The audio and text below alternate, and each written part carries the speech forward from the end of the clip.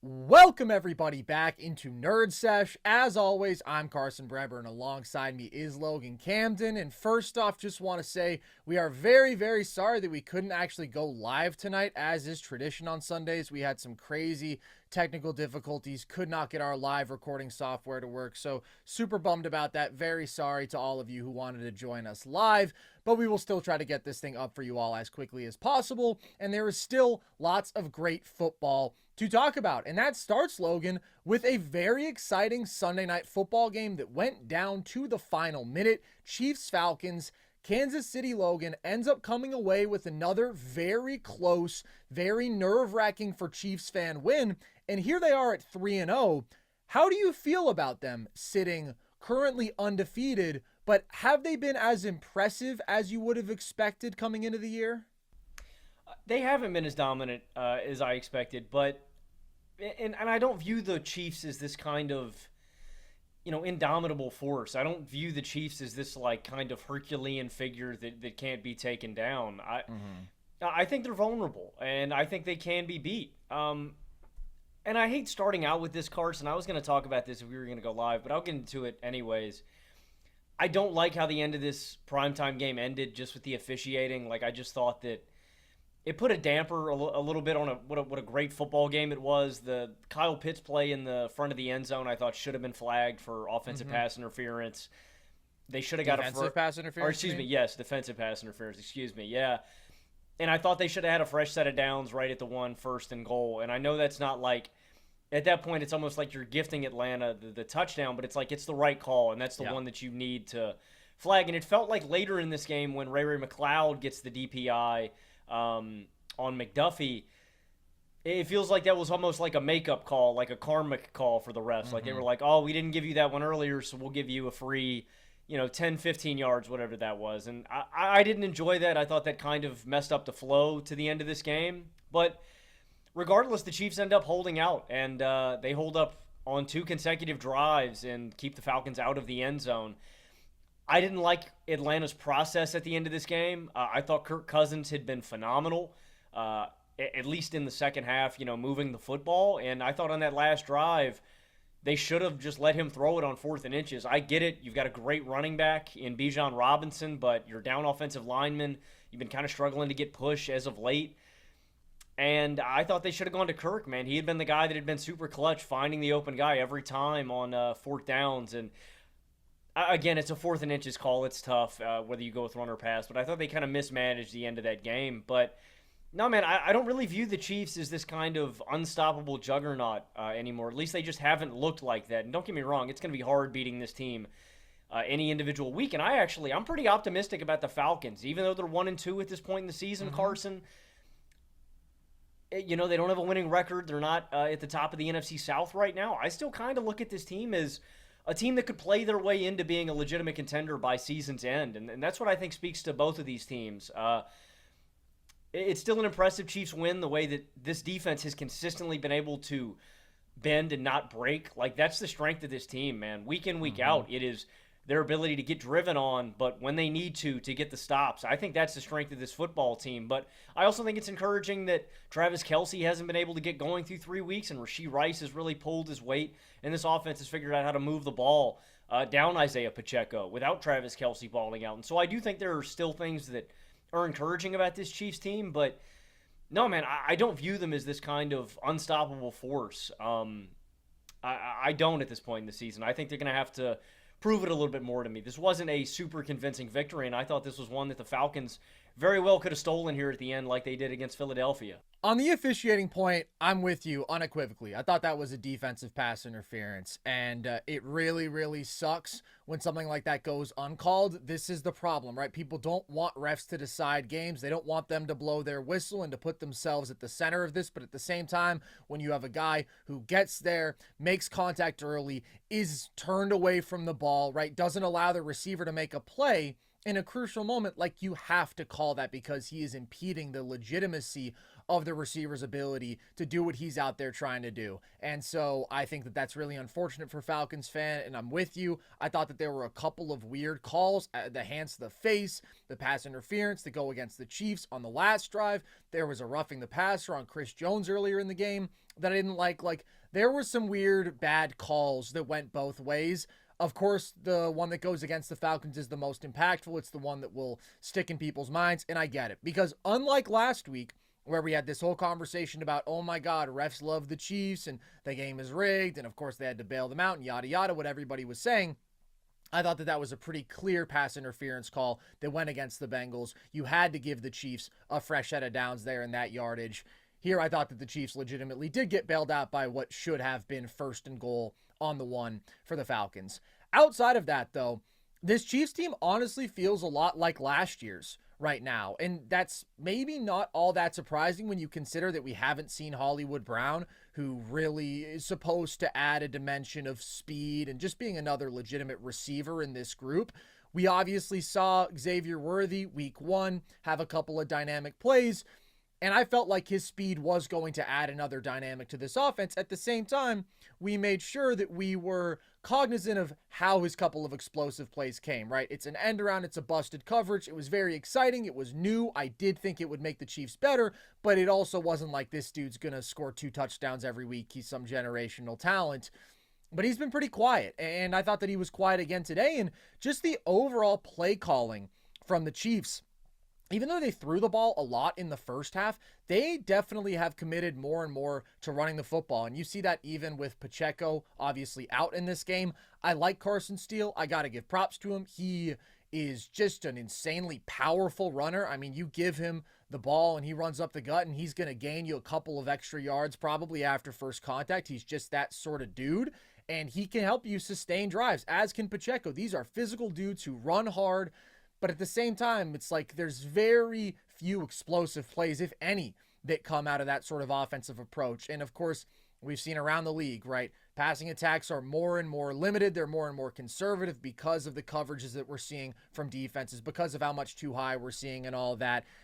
But at the end of the day, like, I just think the Kansas City Chiefs are capable of more. And I think you see situationally, they're not putting the ball in Patrick Mahomes' hands as much as they should. We saw that last week against the Bengals, where they have this whole series inside the 5 goal to go. Mahomes barely touches the ball. Happens again in this one. They have 1st and goal from the 3, and they have a direct snap to Carson Steele. They have a handoff to Carson Steele. Mahomes gets one actual shot at it on 3rd and goal, and they don't go for it on 4th in either of those instances. So Mahomes only has the one shot.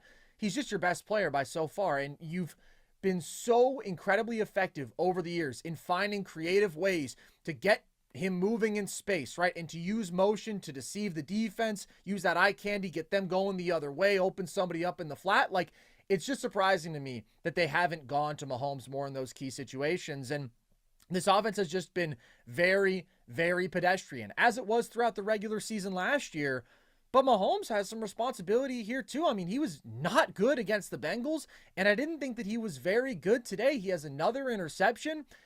It's just a very strange start to the season for the Chiefs, because I did think that this offense wouldn't compare to, you know, what we saw in 2018 with Tyreek and that ridiculous group, but I thought it would be a good bit more dynamic than last season's, and it really hasn't been. And their formula remains, let's win with our defense and let's just do enough offensively, and their defense is really good, and that came through in this one. But they are vulnerable, and the margin isn't overly convincing right now, and this offense doesn't look different at the moment.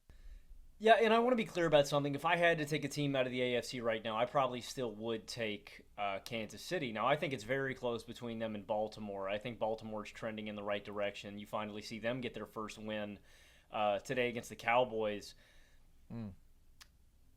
But I don't think the margins are very large. And I put a lot of blame on this on the offensive play calling, Carson. That's something that's been a weird trend that we've seen, even stemming from last year, but at the beginning of this season. Just the Chiefs trying to get too cute in the red zone, trying to get too cute in general. It's like, I think a easy recipe every time you're down close to the end zone, go into an empty set, or not an empty set, excuse me, spread them out, one running back in the backfield, everybody else out of the gun. And what that's going to do is that's going to spread the defense out. It's going to create a lighter box if you do want to hand it off to the running back up the middle. Because if you're coming out of the single back, if you're coming out in I formation, if you're direct snapping the ball to Carson Steele, obviously they know that you're going to run it. Or, as you mentioned, you see an end around or something. You don't need to get cute. You have the best player in all of football today. Just put it in his hands and let him go out there and make a play. Like, it'd be one thing if you don't trust the guy and you want to handcuff Patrick Mahomes because you need to, but that's not the case whatsoever. And it is a shame. I don't know if we can expect the Chiefs offense to legitimately take a regular season leap. I think they'll look better in big games and big moments. It's what the Chiefs have consistently shown us that they're capable of, and I think that's the expectation at this point with their reputation. But Hollywood Brown is going to miss this entire season. He's done for the year, so we're not going to see him whatsoever. So that burden is going to come down to Rashee Rice. Well, we might see him for the playoffs, right? Yeah, I think, didn't they say January?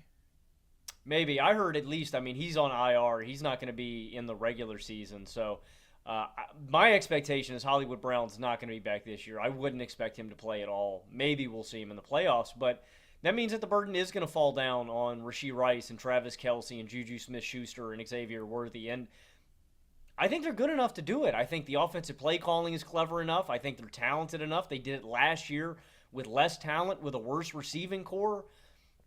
But this is an extended sample size of over a year where we've seen this Chiefs offense struggle for whatever reason. If it's Mahomes throwing interceptions, he throws a bad one to Justin Simmons, it seems like he's got his number. And again, it's in a crucial spot. It's in the red zone. The Chiefs were marching. That was a 17-play drive where they don't come away with points. That's Simmons' 6th career interception on Mahomes, his 4th consecutive game with a pick on Mahomes. Crazy. And there's another one. They don't capitalize with points at the end of the first half where there's another opportunity. So the Chiefs' offense just looks more human than we're used to. And again, this is an extended stretch. They're still my favorite out of the AFC, for sure. They've just won games that they're not supposed to where their offense doesn't pull their weight. But I definitely feel underwhelmed at this point in the season, Carson. I keep waiting for this light bulb moment, this breakthrough game where they bust through the glass and they have a great game. And the biggest component, too, is they're not getting Kelce involved, right? That's another big concerning thing to me. And I know that we saw Kelce have a slower year last year and he kicked into gear in the playoffs. But I'm just underwhelmed that an offense led out by Patrick Mahomes has struggled to score the ball like this, man. It's very uncharacteristic of them. Well, when you talk about the top teams in the AFC, we'll see how they look tomorrow. But I really think the Bills are the biggest threat, man. And I think that there's a real chance that I come away after tomorrow's night and I just feel better about the Buffalo Bills right now than I do the Kansas City Chiefs. And I understand the track record. I understand Kansas City always grinding out these tough games, and I'm not going to discredit that. And if they do get back Hollywood for the playoffs, that adds another dimension. But the Bills' offense is just significantly more explosive. They run the ball more efficiently. They're more balanced than they've ever been. The depth of the receiving weapons is the best that it's been, in my opinion. And I still think that defense at full strength with Matt Milano out there, with Terrell Bernard out there, with Taron Johnson, I think that that's a damn good defensive unit. And Josh has been playing the position, and it's a very small sample size this season, better than Patrick Mahomes. So I don't know, man. I think there's a dynamism there. Props to the Ravens. They played a really good game today. I thought that their line, which is what I've been most concerned about, looked significantly better. They can be in that conversation, but the Bills are a really complete, impressive football team right now, and I feel really, really good about them. Obviously, there has been numerous instances of heartbreak of coming up just short, but the Chiefs, I will never, ever, ever discredit. I will not overreact to a regular season. Last year proved that we should not do that, but they haven't been the juggernaut that I thought they could be this year. On the Falcons side of this, Logan, you mentioned that even though they're sitting at 1-2, you like what you've seen from them. What are your biggest takeaways from this game for Atlanta? Yeah, I really trust Kirk, and I've liked what I've seen from Kirk these last 2 weeks. Again, I know they've struggled to put points on the board, but we've seen consistent, sustained drives. We've seen him build some rapport with these wideouts, and I expected a little bit of a growth period with this team, right? I thought everybody kind of overreacted to the first game against the Steelers. It's Kirk's first game back off an Achilles injury. The Steelers are still one of the best defenses in all of the NFL. I think people made a lot of takeaways for Atlanta in their season as a whole based off that first game without giving them a fair chance. And again, they're sitting at 1-2, but I like what I've seen from Kirk. I think this is a really great in talented receiving group he's got here. Drake London, Kyle Pitts, such big targets that he can go to. And he really seems to have something with Darnell Mooney. I think Darnell Mooney is primed to have the best season of his NFL career. Like, the guy just finds a way to get open, and Kirk's been able to find him. And I think they're going to build on this, man. I really do. Like, I think as the season goes along, I think they're going to be able to run the ball a little bit more effectively. Their offensive line is going to get back to full health, which I think is a strength that Atlanta holds over a lot of teams. They're very strong in the trenches. And they're just one of the most talented offenses in football, and I trust Kirk to manage the game. And I like what I've seen out of the defense. I think their underneath coverage leaves a little bit to be desired, but Jesse Bates and Justin Simmons are up there for one of the best safety tandems in all of football. And I think that's a big key of why you see the Chiefs not being able to break off like explosive plays. Again, Rashee Rice eats. It's a lot of underneath routes that they break open. So I think they're going to be able to limit teams from having explosive days on them over the top because of these safeties. If the rest of the defense can come along with them, I think the Falcons could be, a fringe contender for me, right there on the outside of like the top contenders in the NFC. I think, the Lions are probably there for me. It's going to take a lot for me to move off of the Eagles. The Falcons are right on there, that outside tier of teams that I think could play their way into being real contenders. Again, I need to see it. I need to see some convincing wins over top teams, but this was a good game, and I really liked what I saw on these final two drives from Atlanta. They don't end up getting points, but I trust Kirk. I think the skill position talent is very special, and I think the defense is going to be a lot better than last year. So, again, man, they're sitting at 1-2. I think Atlanta's still the best team in the NFC South, and I think they're just going to get better as this season goes along, and Kirk builds chemistry with this receiving group, man. I think they're really, really, really talented. I feel pretty similarly about Atlanta to how I did in the preseason. I had them winning 10 games. I had them winning the division. The difference is just I feel better about the other teams in their division. I think the Saints are more impressive than I expected, certainly. I think the Bucs are a little better than I expected. So I do still think that that is a very competitive race within that division. But I'm with you. I do think that Atlanta is a pretty good football team. It's tough for me to see them reaching the path to contention because I don't see Kirk reaching the necessary level, and I don't see the totality of this defense reaching the necessary level. But the defense has been very solid. The safety tandem is outstanding. The one thing that you just wish that they could have found more success with in this game is running the football. And I honestly was really, really impressed with the Chiefs defense and how they were able to kind of dictate the line of scrimmage against a Falcons offensive line that we know is excellent. And I also thought you had some great play from the linebackers from Kansas City in this one. Nick Bolton makes the play at the end of the game. He has 3 tackles for loss. Chanel is consistently awesome. And Karlaftis and Chris Jones up front are just doing their thing. So it's a very tough matchup for Atlanta, but after they looked so good up front against Philly and they were able to run the ball so successfully, that really is their bread and butter. When they can get those outside zones going, when they can get the ball in Bijan's hands as much as possible, and he just really, really struggled to run efficiently in this one.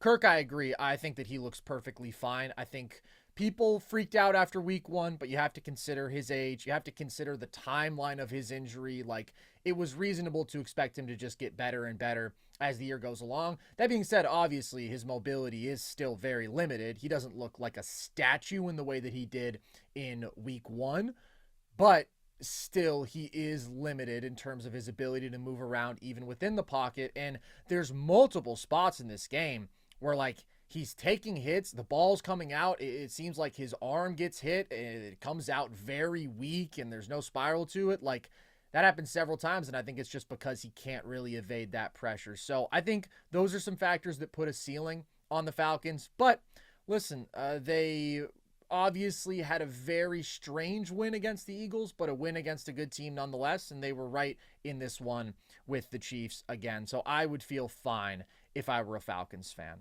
Let's talk about the upset of the day, Logan. The San Francisco 49ers, to be fair, down several key players in this one. No Deebo Samuel, still no Christian McCaffrey, no George Kittle, but they're facing a Rams team that is even more decimated by injuries, and yet it is LA that comes away with a remarkable win in this one at the last second. Logan, how are you feeling about the Rams in this win? Let's start with how important this is for them. I mean, I completely counted out the Rams, but this result isn't as surprising to me because the Rams always play the 49ers tight. I don't know what it is. Sean McVay always comes out with a good game plan, and these games are always battles. Shanahan has owned McVay, though. I think he's like 9-2 or something. These games are always super competitive, though. I mean, the Rams and Niners always do battle. It's never a comical beatdown in the way you see San Francisco handle some of these other teams. I mean, I just can't believe they won this game. The Niners blow a 10-point lead. The Rams get outgained by 129 total yards of offense. But you look at little things that happen on the drives, and it builds up to bigger things. At the end of the first half, the Niners fumble. They don't get points on the board. That's pretty crucial. San Francisco gets stopped in the red zone by the Rams defense. They have the missed 55-yard field goal that effectively would have put this game to bed. Stafford answers with a 50-yard bomb to Atwell, touchdown. And on that drive, too, with the missed 55-yard field goal, you have a holding penalty that makes this field goal longer for Moody, right? It's a penalty on the 1st and 10. It makes it 1st and 20. That's just crucial yardage at a very important spot in the game and spot on the field. It comes back to bite them. That was the theme of this game. The Niners have 7 penalties for 111 penalty yards. Next drive, bad drop by Ronnie Bell that would have ended the game. Great punt return. Rams just steal this one. It's a combination of just mental errors and the defense allowing 20 second-half points. I mean, that's just something that you can't have happen. I'm not mad at this offense whatsoever. Brock Purdy had a really good game. It's a phenomenal game from Jawan Jennings, 11 catches, 3 TDs, 175 yards. You mentioned all the players that were out for the Niners at the skill positions. Trent Williams gets injured in the middle of this game, right? And so it's a good one that they capitalized on. Like, if you were going to steal this game, like you mentioned, you're down a lot of guys yourselves. So are the Niners. The Rams capitalize when it matters. And I just got to give a ton of credit to Matt Stafford. He's the reason that you can't ever count this team out. You're down offensive linemen. You're down both star wide receivers in Cooper Kupp and Puka Nacua. You're down your starting tight end. Tyler Higbee's likely going to miss this entire year. And he still gets it done. Matt Stafford doesn't come with any excuses, man. Like, 3rd, 4th, 5th string, 6th string receivers. Stafford's going to find a way. And that was my prevailing takeaway, man. Like, the Rams, we can count them out. I can be scared. I can be panicked about their long-term expectations with all these injuries. If Matt Stafford's out there, man, he's going to be able to keep you in some games. And that's what it comes down to, man. He just makes some plays here at the end of the game that steals it for him, right? I don't think the Rams are better than the Niners. I think the Niners are better at full strength. I just think they choked this one, man. The defense fell apart. They have some mental errors, and you don't execute, man. That's the beauty of football. But, yeah, I can't count the Rams out of any of these games with Matt Stafford at the helm, man. He's still one of the handful of best QBs in the game. He is such a dog, dude. And I want to issue a self-correction here. 10-5 is the all-time record between Shanahan against McVay, but it's 9-2 over the last 11. So he had won 9 of 10 coming into this game. But this is a big win on the McVay resume because this was a tough one, and we have to give massive props to Xavier Smith for that huge punt return that puts the Rams in field goal range. But there is just such a tremendous ability from Stafford to execute in these situations. I mean, just throw such a beautiful deep ball to Tutu Atwell. There's no throw that he can't make. He really takes quite good care of the football. You see, even still at this age, his ability to evade sacks, to extend plays. It's impressive considering his age, and I just liked how the Rams leaned on their dudes, man. They leaned on Kyren Williams. It wasn't an efficient game for him on the ground, but they just needed those drive-sustaining runs, and they gave him the ball up the middle a lot, and he was consistently getting them 3 to 4 when that's what they needed to set up more manageable 2nd, 3rd down, to get them a 1st down in a short yardage situation. He came up really big, also had a sick flip in this game. And props to Tutu Atwell, man, because he is a dude who I think is a very capable football player, and we've seen that before. He just really fell down the depth chart with the emergence of Puka, but I thought that he played a really good football game, and also, by the way, throws a prettier deep ball than some of these other quarterbacks out here. The ball that Demarcus Robinson almost caught off of the trick play that Tutu threw, I mean, that was another potential explosive play for the Rams that ended up being taken back. So it's a huge win for them. It's a potential season-saving win for them. I'm still not optimistic because I don't like their defense, because they are so ravaged by injuries. But if you go 0-3 with all these injuries, you're done for definitively, and they were able to escape that. So props to Stafford, props to the special teams, props to the defense in the home stretch of this game.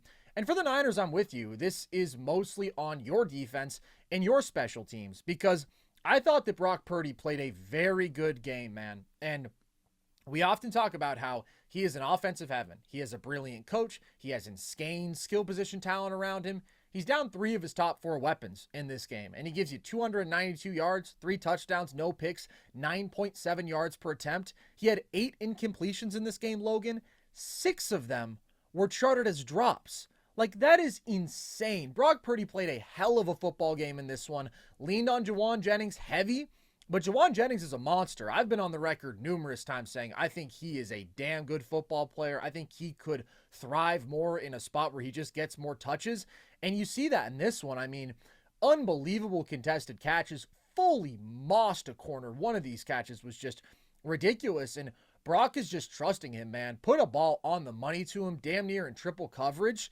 And so he was just going to his guy. And I thought that Brock stayed composed. And when he needed to, he made plays with his legs. He got you 41 yards on the ground. There's the ridiculous sequence where on back-to-back plays or 2 out of 3 plays at least, like, he has damn near 10-second plays where he is just running around like a wild man in the backfield. And to be fair, misses a potential Brandon Ayuk touchdown on one of them, which is very consequential. That could have ended the game. It's really, to me, the only critique you can have of Purdy's performance in this one, that he should have found him, hit him with that ball. But, like, he's able to turn what easily could be real negative plays into, at the very least, slight positive plays.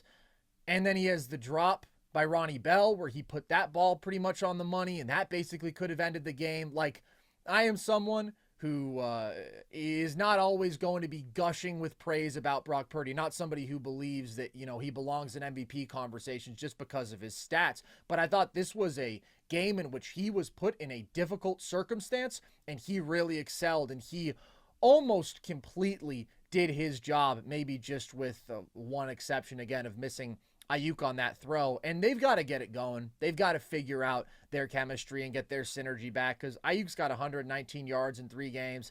You have the contract stuff, of course. You have him not being there in camp, but, like, he's the dude you paid now. He's a monster. It's got to be a top priority to get him involved. I love Juwan Jennings. Worked for this game, but there has to be a more deliberate game plan, I think, to get Ayuk touches. And they targeted him in this one, but still not a very productive game for him. So the Niners, they're 1-2. This is a bad loss. I mean, this is a very bad loss. They should have basically had this thing signed, sealed, delivered, and there's just a few crucial plays that go against them. But overall, I think the biggest thing for them is just getting healthy, because at full strength, they're just such an offensive juggernaut. And I don't think the McCaffrey absence matters as much as Kittle and Debo, honestly, just because Jordan Mason has played so well so far in the season. But they're the most talented team in the NFC. They just got to execute. They got to be healthy. This is a brutal loss, but I wouldn't be panicking if I were the Niners, even though the Rams are also very banged up. They're very hurt. Like, you have to understand the circumstances, and that Brock, who in some ways still is one of the bigger question marks about your team, he did his job. Yeah, I agree with a lot of what you said. I mean, my biggest concern probably is just their defense. Like, there's just been more lapses early on in this stretch of the season than we are accustomed to. This is normally one of the most buttoned-up groups in football. They have a lot of breaks against the Vikings where you're just kind of sitting there scratching your head. This isn't characteristic. I mean, if Fred Warner doesn't play the way he does, that could have been a much uglier game. And then again, you allow 20 points in the span of, 8 minutes here in this game? I mean, that's just inexcusable stuff from the Niners defense. I thought Brock played a damn near flawless game. I have nothing really. The play extension, him getting out of the pocket under pressure, I was so impressed with Brock. Like, I don't put this loss on him at all. It's the defense, it's the penalties, it's special teams. It is inexcusable. Like, it's uncharacteristic of a Niners team that normally just handles business. We had no doubts left after last year, right? It was, they're going to show up, they're going to dominate, they're going to leave. And at the end of the day, it's a really weird loss, man. This is the one that stunned me definitely the most on the slate today. I couldn't believe they let this one slip through their fingers. But I'm not worried. If they can fix the defensive issues here, if they can clean some of that up, I'm pretty confident that San Francisco is gonna bounce back in a big way. I'm with you, and it's still not like the defense has been overly concerning. I thought that they were great against the Jets. I'm with you. They let up a lot of yardage to the Vikings, and Fred made a couple very timely plays, and that score could have been a little bit uglier. But in this one, it's kind of just like the shot play to Tutu. Outside of that, it was just very methodical, controlled offense by the Rams. The Rams didn't really take risks in this game. Like, the Niners can't turn them over. That, to me, is kind of the biggest thing. It's not like you're letting up a bunch of chunk plays. Just that one, and then special teams. You can't allow a 40-yard punt return in that situation. They were talking on the broadcast about how they wanted the Niners to run the ball more late, and I just want to quickly touch on that because people always are ragging on Shanahan. Like, I'm sure they wish they could have, but the only reason that they didn't to close out this game was situational, because on their second to last drive, they ran the ball 3 times in a row, but on the third run, they had a hold, and so that puts you at 1st and 20. Now that is obviously a must-throw situation. Final drive, they get the ball. Under 2 minutes, you have 1 timeout. You're not going to run the football there. So I don't want to hear any nonsense about that being some sort of situational mismanagement, because I just don't think that that's accurate. Let's talk about another marquee game on the slate today, Logan. Cowboys, Ravens. Ravens coming into this game 0-2, needing a win. Cowboys coming into this game 1-1, needing a win because of how ugly their loss was against the Saints. And this one came down to the wire. Ravens were up 28-6 early in the fourth. Then all of a sudden it was 28-25. What did you take away from this one, Logan?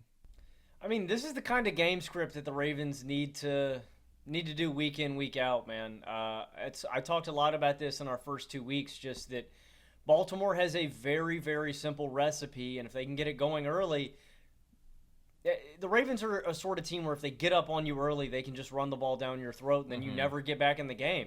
They get up 7-0. They get up 7-0 in this game. They never trail again. They go 14-3. They go 21-3. If you let them establish the run game and control from early on, it's almost an unstoppable formula. And it still ends up being closer than it needs to be. Tucker misses a 46-yard field goal with 10 minutes left in the fourth.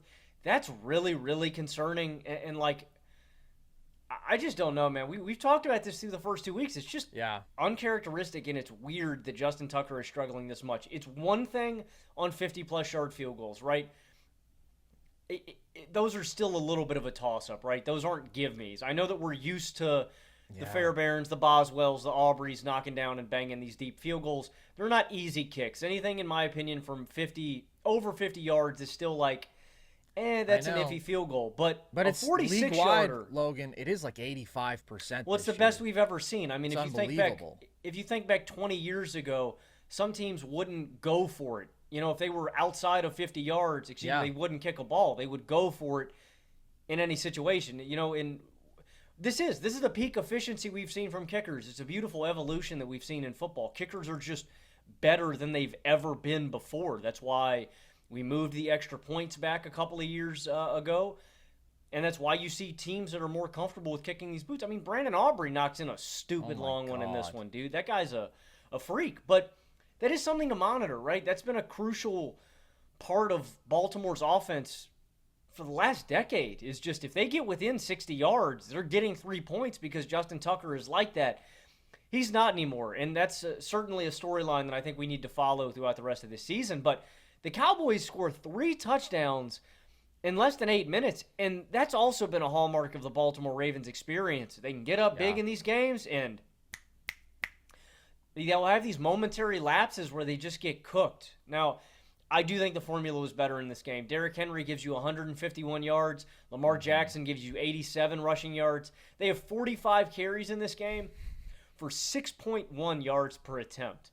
Ridiculous. I picked the Ravens as my team to represent the AFC, and these are the kind of football games that they're going to need to play to make that a reality. They get up early, they dominate defensively for most of the game, and they put you in a vice and they wring you out like a towel. They just wear you down throughout the game, and they never let you touch the football. And when you do, they strangle you. And they did that for the most part.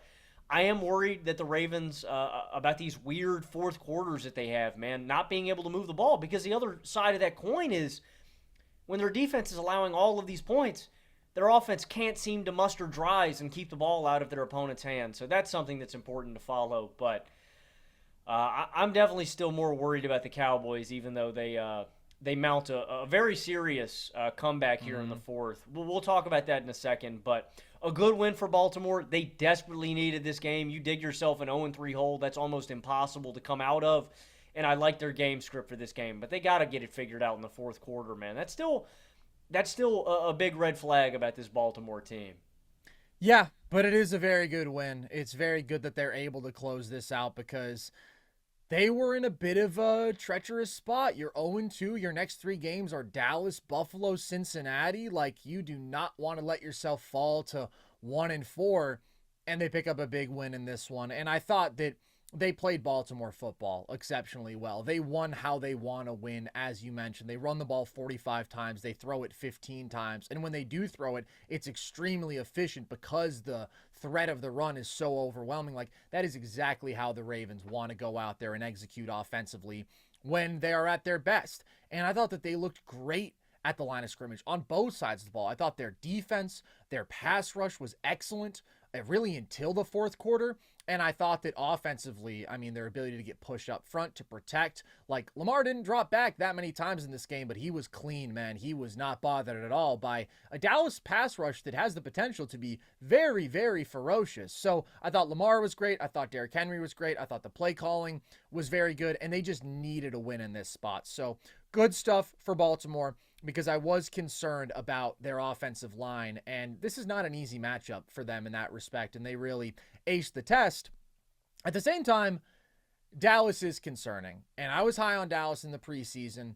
I'm not that worried about their offense. There are little things that I'm worried about with the Cowboys offense. For example, their offensive line, as I mentioned, was outclassed by the Ravens defensive line and their pass rush, especially early. They were not keeping Dak clean, and that also happened last week some against the Saints, especially sometimes in these key third down situations. They're not protecting like they need to be, and the Cowboys have struggled to run the ball. That happened today. That happened last week. They don't have good running back play, and their run blocking hasn't been great, and they were slow to get going in this game, which was also the case last week, although a little bit more so in this one offensively.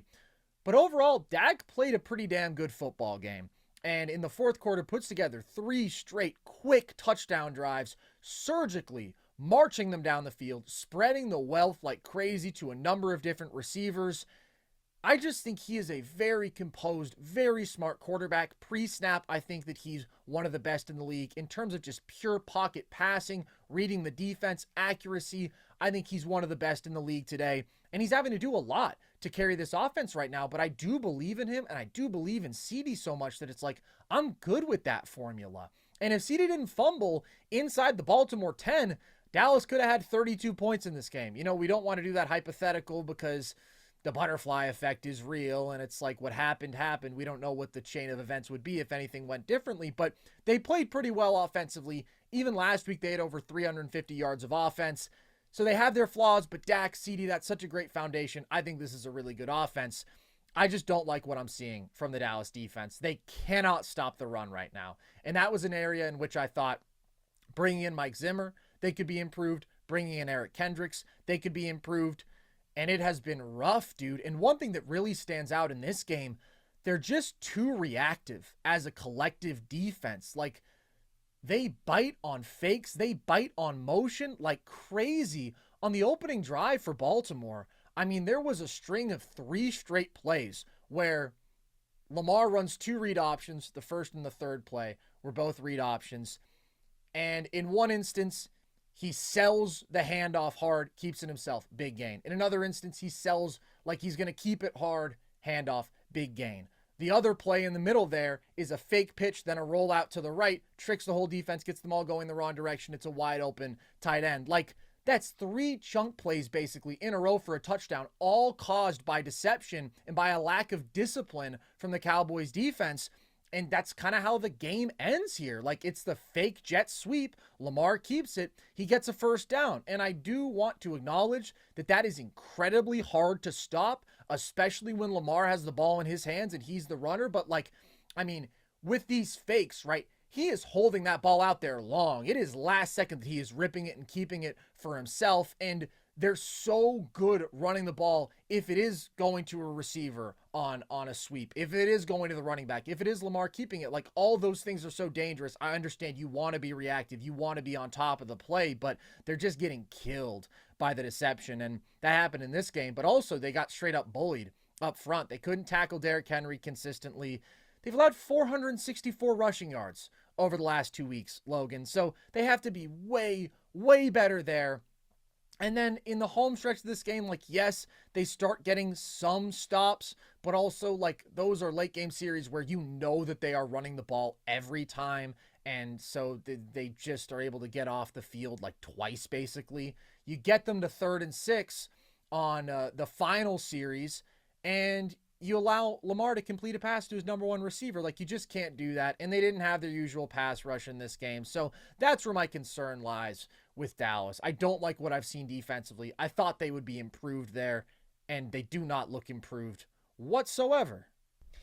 Yeah, I mean, my two biggest red flags about Dallas coming into this season are still my two biggest concerns. I have a very high level of faith in Dak to move the ball, to make plays for this Dallas Cowboys offense. They can't run the ball. I think that's going to be a problem in games where they have a lead and they want to control the game and they want to control the line of scrimmage. I don't think this Dallas Cowboys team is capable of controlling the line of scrimmage the way they need to dominate on the ground, the way they've been able to. You know, for the past 5 years, it's been the identity of this team. I think Dak's slowly over the last 3 years shifted it to an aerial attack, you know, and it's been the Dak and CD show, but the strength of this team has been running the ball. So it becomes an issue when you have a lead against teams and you want to, you know, control time of possession and run the clock out, but it also becomes an issue in terms of offensive dynamism. When you can't run the ball, okay, well then teams will just adjust. They'll give you a light box and they're just going to drop into coverage more often. So I do think that's problematic. But the Cowboys defense is still the biggest question about this team, specifically the rushing defense. They've allowed the most rushing yards per game of any team this season, 186 per game. They're also allowing the most rushing yards per carry this season, 5.4. It's really putrid stuff. And the biggest issue to me isn't, I mean, it is them biting on fakes. I'll cut them a little bit of slack in that regard in this game just because it's Lamar and Derrick Henry. It's hard. I don't think Dallas is going to be the first team that's going to fall victim to this elite rushing attack. I think the Ravens are going to be the best in the NFL this year if they continue to instill this game plan week to week, which is what they should do. It is by far the biggest strength of their team. But my issue is that they're not able to convincingly get push up front. It's been the Achilles heel of this team, defensively, I mean. It's been the Achilles heel of this team for 2 years now.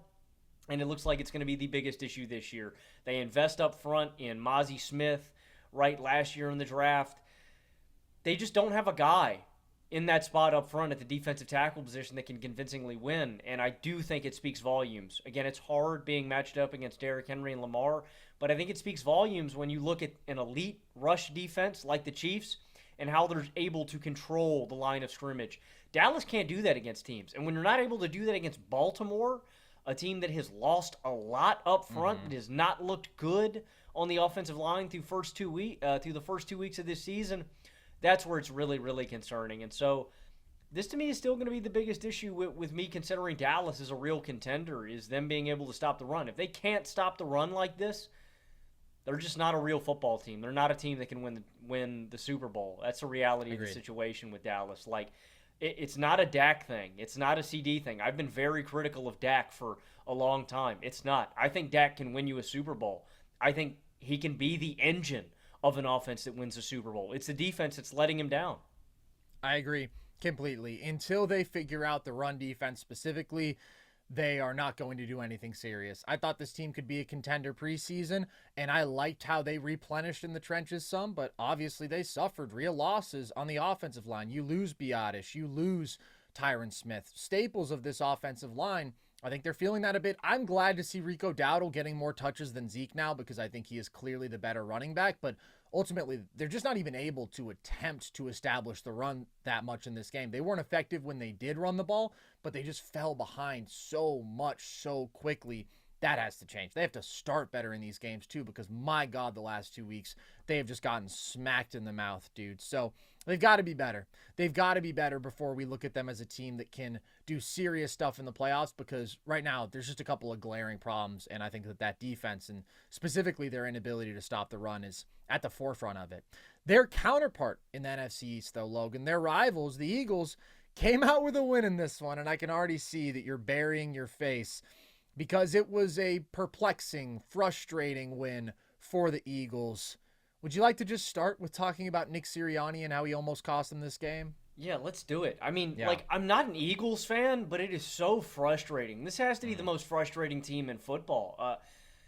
I could never be out fully on the Philadelphia Eagles because of how immensely talented they are. They are too talented for me to ever write this team off and say they can't win the Super Bowl or they can't make the playoffs. I would never do that. They're just too talented. But Nick Sirianni is dangerously and needlessly reckless. And I know, I am Captain 1940s football. I get it. I have been planting the flag on here for a very long time. I know that I'm in a minority at this point when it comes to, I'm always pro take the points. In most situations, I'm a guy that says, kick the field goal. And there are just so many instances here, especially at the end of the first half. That's the one that I want to hone in here to start out with. You're down 3. You're about to go into the first half, and they don't opt to take the points. And that's the one that's puzzling to me, because it's like, if you would you rather be tied? And I get it. You have a chance to have a big swing at the end of the first half. We could be leading. To me, it's like you've stonewalled the Saints defensively, finally. That indicates that it's probably going to be a low-scoring game. Just take the points. And they run a toss to Saquon.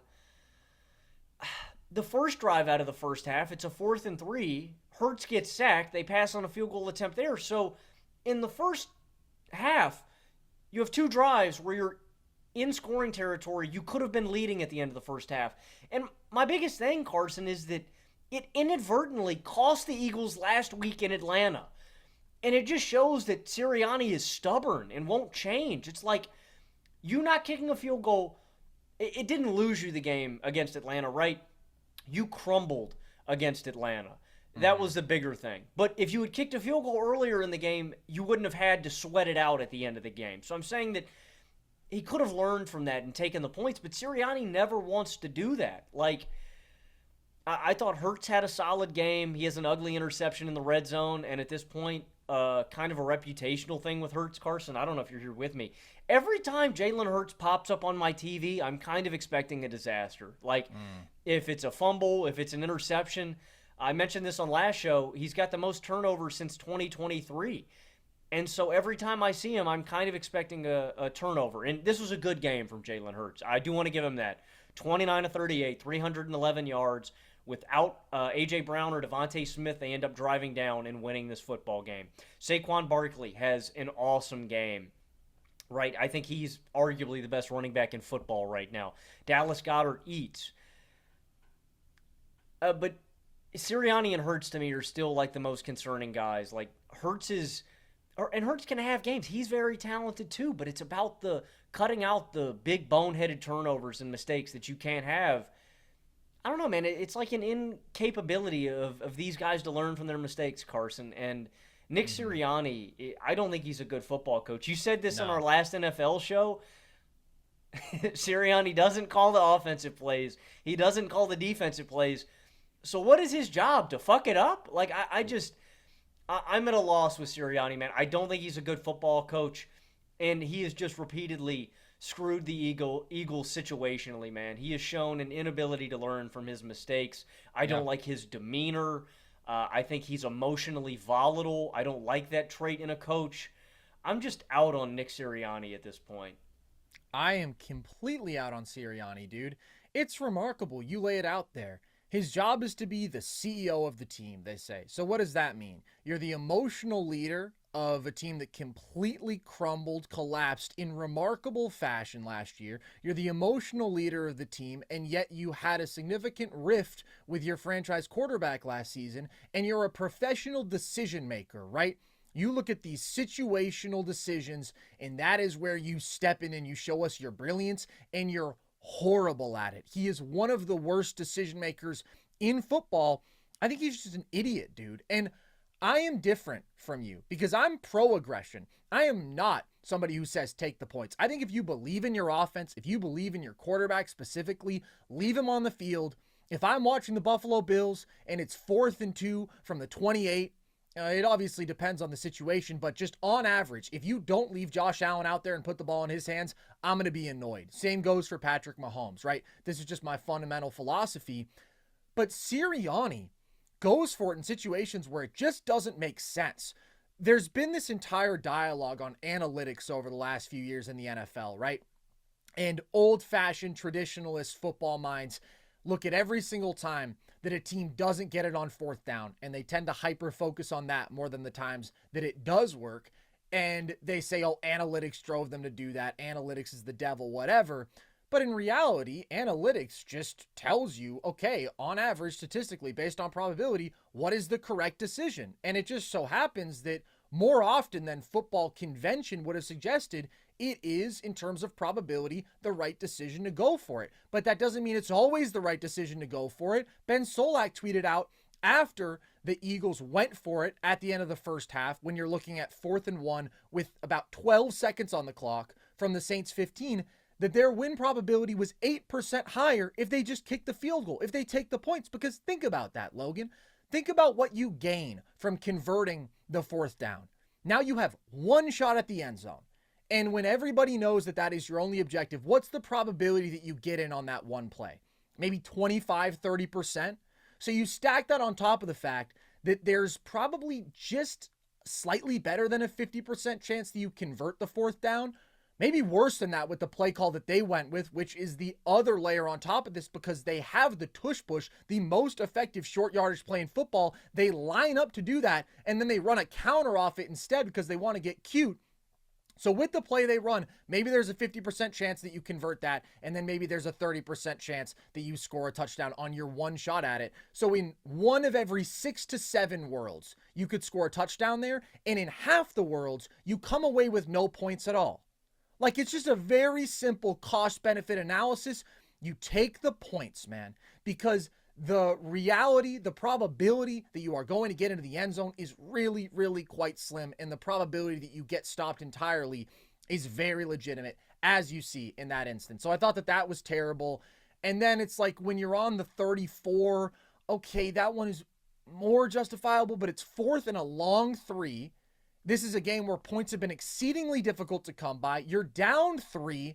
Get on the board, man. Build some confidence. Tie up the game, for God's sakes. You could see the fans screaming at him before that one, bro. I don't know if you saw this. They were literally showing Philly fans, like, take the fucking points, dude.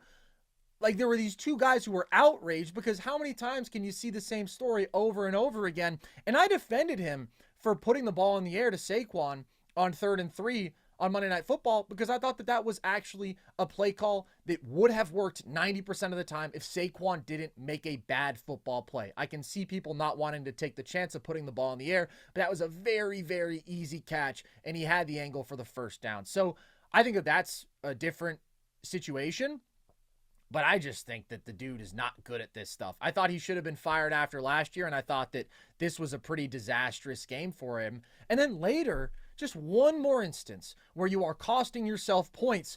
They had a 3rd and 11 from the opposing 42, and I did not like the play design, which, okay, maybe you put that on Kellen Moore, but I think Sirianni takes responsibility there too, because everything was beyond the sticks. And I get it, you want the first down, but you also have to have a check down there so you can pick up 5 or 6 yards and make it a much easier field goal. Jake Elliott is very good, but a 60-yarder is still hard for anybody, man. A 55-yarder versus 60-yarder, that's a big difference. And so the one time that they do leave it on his leg, it's an exceedingly difficult spot.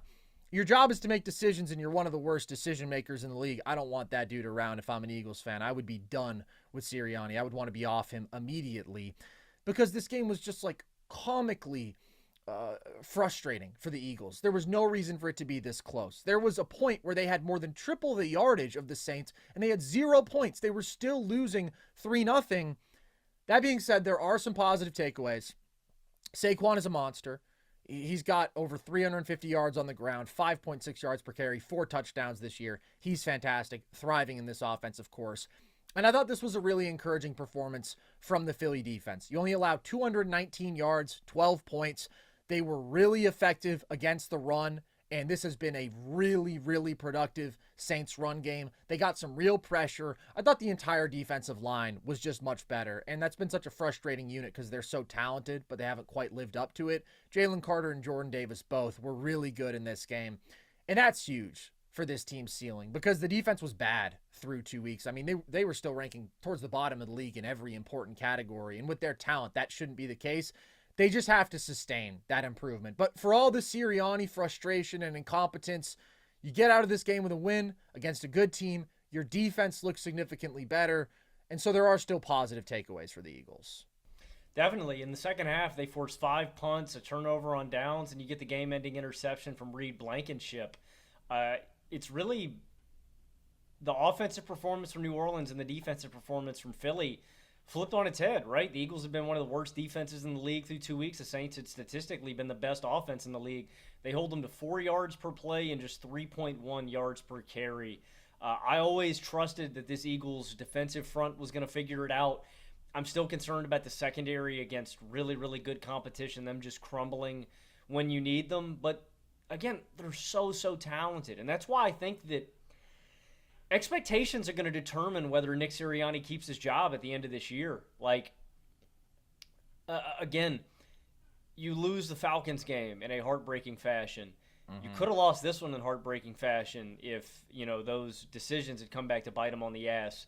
What I'm getting at is Nick Sirianni's got to be a lot smarter the rest of this year because you flip a coin and you lose some of these 50-50 games where you're making boneheaded decisions and you could end up missing the playoffs or you could end up losing in the playoffs again.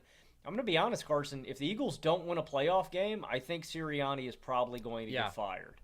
And I agree. I think he has to know that. He has to play this season through that scope, and he's just got to be smarter situationally, man. Honestly, at this point, I've seen enough games and I've seen enough decisions from Sirianni to expect that he's going to continue to make bad decisions. So I'm completely out on the guy. He's got to learn from these mistakes, though, man. And if he can show that the rest of the way, maybe I'll be bought back in. But I don't know. We've seen Sirianni coach a lot of football games, and he's been needlessly reckless. And I don't like him as an emotional leader anyway either, man. Like, you talk about him being the leader. He's volatile there, man. I don't really like a guy who's crazy up or crazy down. Every time you look at Mike Tomlin on the television, he's staring a hole through you. He's stone cold. Yeah. I like a guy that's stoic in that regard. There's not a lot to like, in my opinion, about Sirianni. But I'm still in on the Eagles. They might still be. You say the Niners are. I think the Niners are the most talented team. I think the Eagles are probably the second most talented team still. Yeah, very, very talented football team. And I want to be clear, man. I think you should stay aggressive. Just be smart about it and be smart with your play calls and be smart with the situations in which you prioritize getting 7 over taking 3, because this is a game where points were few and far between, man, and the Eagles cost themselves numerous points. Part of that is also Hurts throwing a pick in the end zone. I'm with you. I'm still not encouraged by what we've seen from him.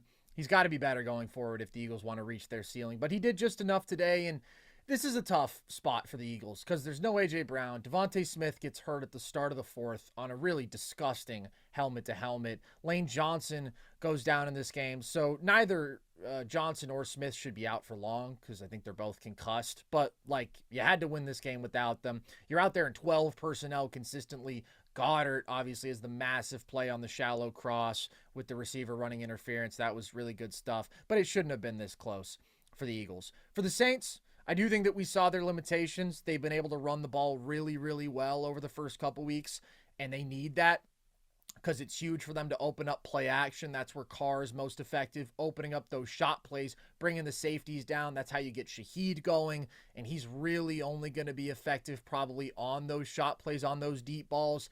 And they tried 1 or 2 of them today, didn't convert, and so he's basically a non-factor. You just see the lack of consistent receivers outside Olave. You see the fact that Carr isn't going to be able to carry you to a win, and he ends this game throwing an interception. basically the concerns I would have had about the Saints offense preseason came out in this one in a way that they hadn't previously. But the defense is still really good. And I still think the Saints are a good football team. They're just not the juggernaut that obviously they acted as though they were through the first couple weeks. Yeah, I don't have a ton to add. Carr came close to hitting with Shaheed on a few of those plays. He hit him in the chest on one go. But that's a big part of the Saints offense. And when the floodgates don't open up to allow those plays, I do think you see limitations. This is a team that I think is going to struggle to sustain and create drives when they can't run the ball as effectively. They are a good football team, but again, they're not the upper echelon contender that I think some people may have penciled them in to be after the first 2 weeks. I do think this defense is good, and I've been really, really impressed with the Saints' offensive line through 3 weeks. That's one area Definitely. I want to give them credit because I thought the Saints may have one of the worst O-lines in football. That's not the case. They're really solid up front. Agreed. It's been impressive overall from the Saints. Don't want to take away from that. This just was a bit of a comeback to earth performance from them. But the team that is soaring, Logan, all the way to the moon in the NFC is the Minnesota Vikings, who just destroyed the Houston Texans in this game. How are you feeling about Minnesota sitting at 3-0? How legit is this team? I think they're very legit because of their defense. I think people are getting a little bit high on Sam Darnold when I don't think Darnold's been tasked with doing a whole lot. And don't get me wrong, all credit to him for being very efficient, for taking care of the football, not forcing turnovers. But this is a situation where I don't think he's really stressed to do a whole lot. The defense shut down Houston. Houston digs themselves a 14-0 hole early. Stroud has that tip ball interception. They get a TD. Next possession down, they miss a field goal. Minnesota answers with a touchdown, and they were able to control the game from then out. The pressure was immense. I thought the Vikings had a ton of pressure on Stroud. I thought they did a phenomenal job of taking shots away over the top. This is a Houston Texans offense. It's also very reliant on pushing the ball downfield, hitting those big explosive plays. They really shrunk the field on CJ, and that was the strength I thought of this defense. Make him take the plays underneath, and that's how they were able to limit them. They couldn't establish the run also because of the early deficit. Houston only musters 14 carries for 38 yards, Mixon 8 in the first 2 weeks. That's only 2.7 yards per carry. I think the Vikings defense is really, really legit, man. They're number one in sacks this season with 16. They're number 3 in rushing yards allowed per attempt. They're tied 3rd in turnovers forced. And they're number 12 in passing yards allowed per attempt. So if this defense keeps playing the way that they have been, it's stifling some really great offenses. The Texans, the Niners last week. I think this is the strength of their football team. And again, I don't want to take anything away from Darnold, but you've got a lot of skill position talent here. Jetta's, Aaron Jones has had a phenomenal start to his season. But that's why I like it here, man. I like that Darnold isn't tasked with a whole lot on his plate, can hand the ball off to Aaron Jones, can play these defensive football games, and he's got a lot of skill guys that he can get the ball out to.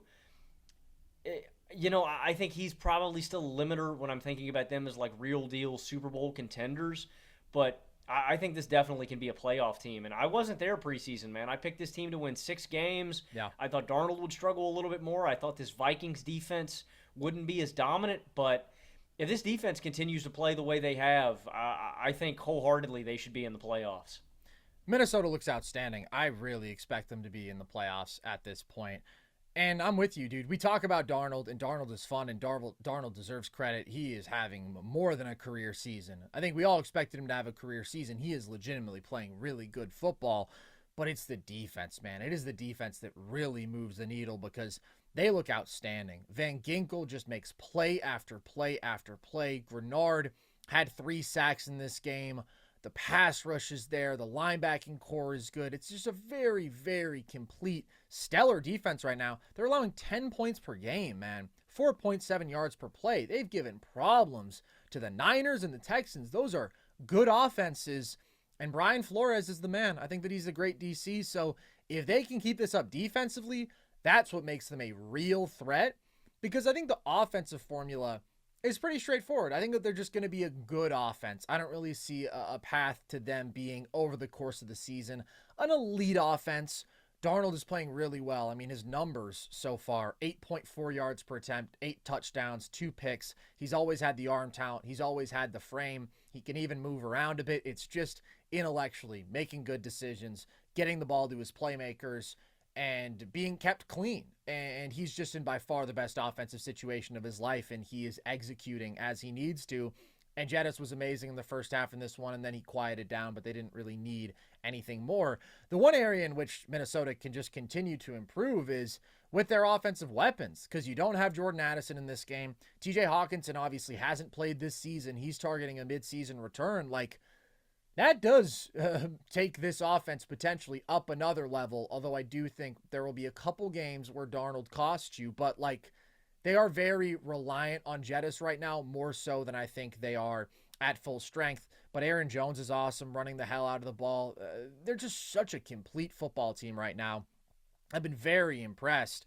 And they made the Texans look bad, man. Like, these are 2 great wins in a row, and they destroyed the Giants, obviously.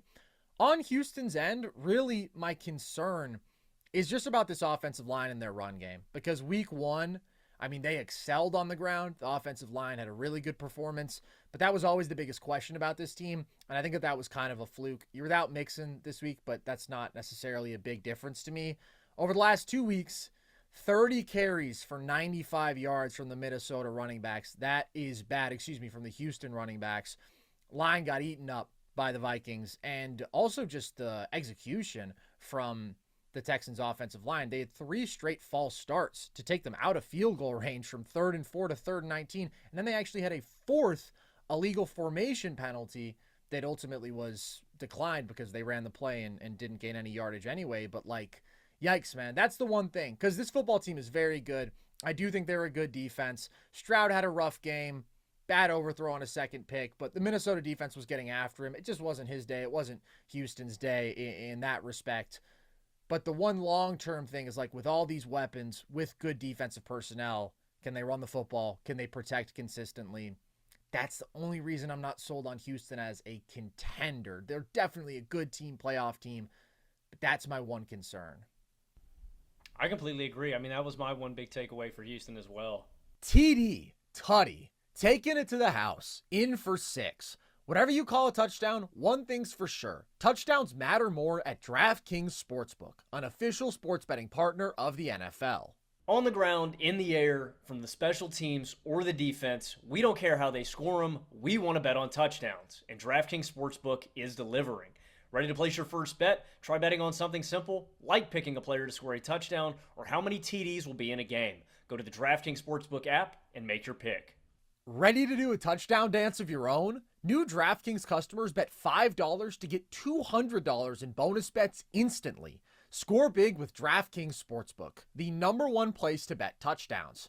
Download the DraftKings Sportsbook app and use code NERDS. That's code NERDS for new customers to get $200 in bonus bets when you bet just $5. Only on DraftKings. The crown is yours. Well, let's talk about another fun matchup out in the NFC. Lions-Cardinals, Logan. Detroit wins this one by 1 score. What did you take away from it?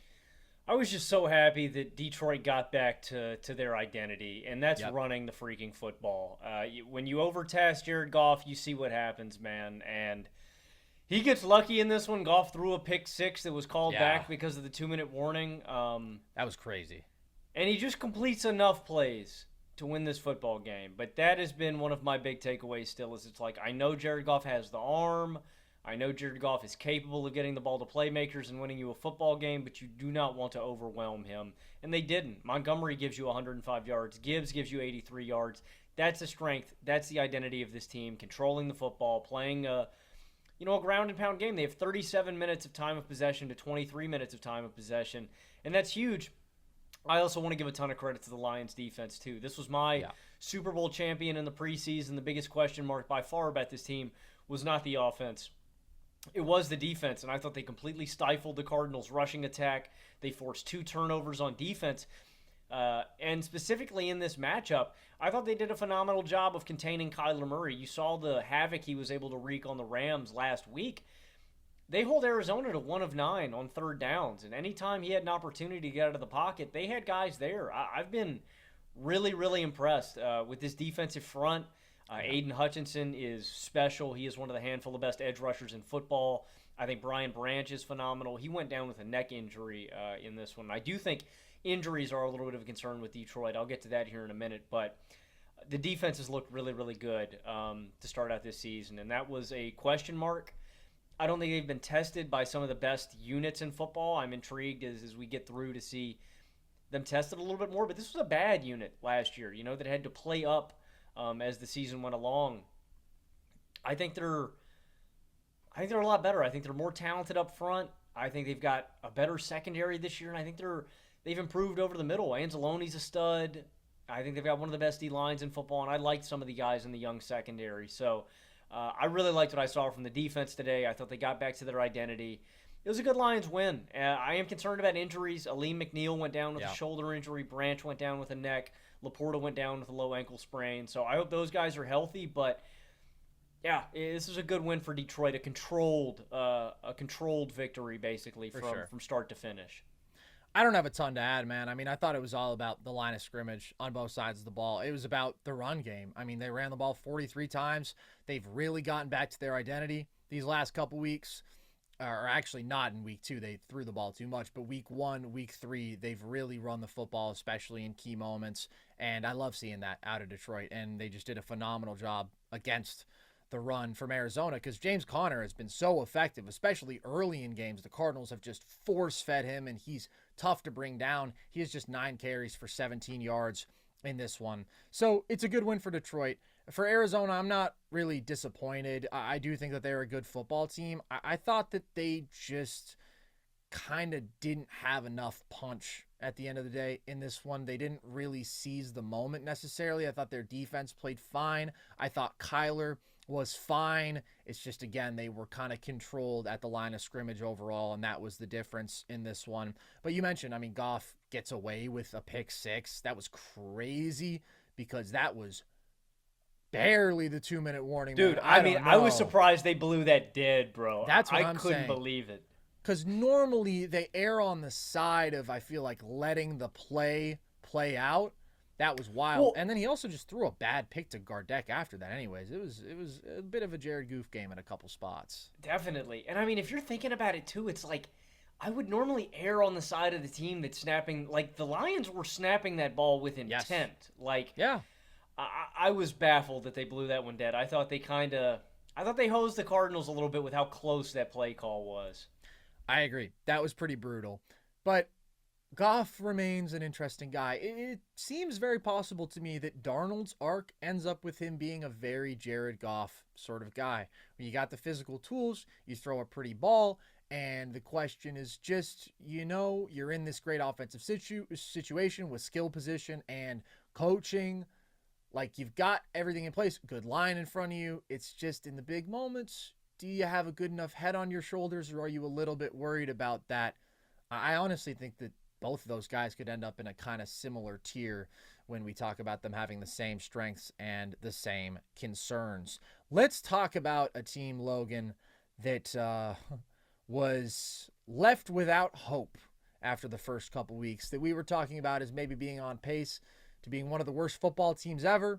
Then they benched their first overall pick, and they came out with a dominant win today. What do you have to say about the new-look Carolina Panthers, Logan, and what this all means about one Bryce Young? I don't know if you saw this stat that was circulating. There's one quarterback with a 300-plus yard game and 3 TD game this season, and it's Andy freaking Dalton. Dalton goes 26 of 37 for 319 yards and 3 TDs.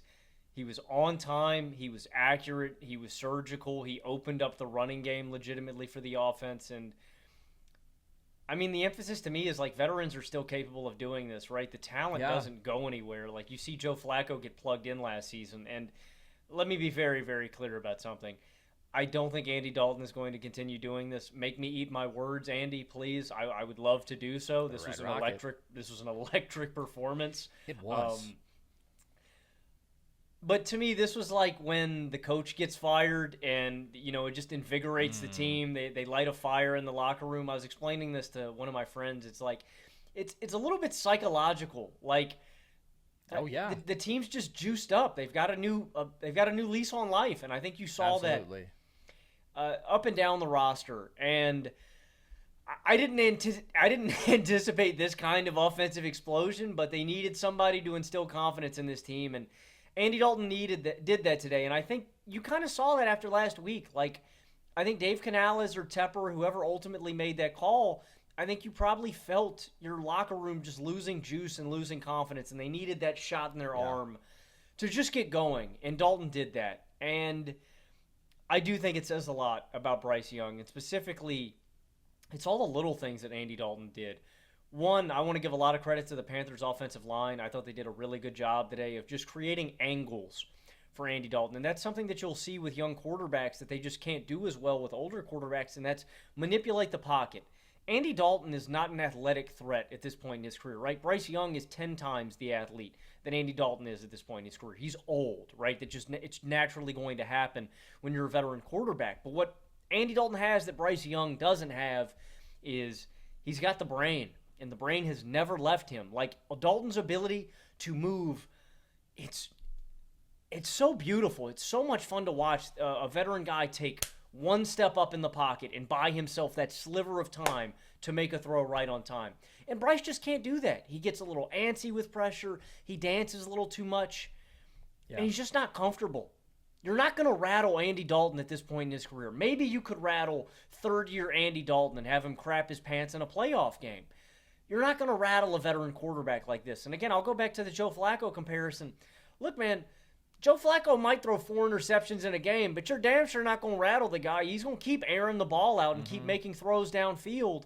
And you just get a level of composure that you're not going to get with a young quarterback like Bryce Young and these old guys. And that's why I said when it happened, Andy Dalton unequivocally gives the Panthers the best chance to win football games on a week-to-week basis.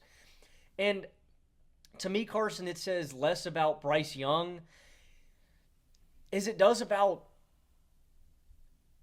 our ability to get rookie quarterbacks like ready to go in today's NFL, man. It's strange. You see it with Caleb Williams.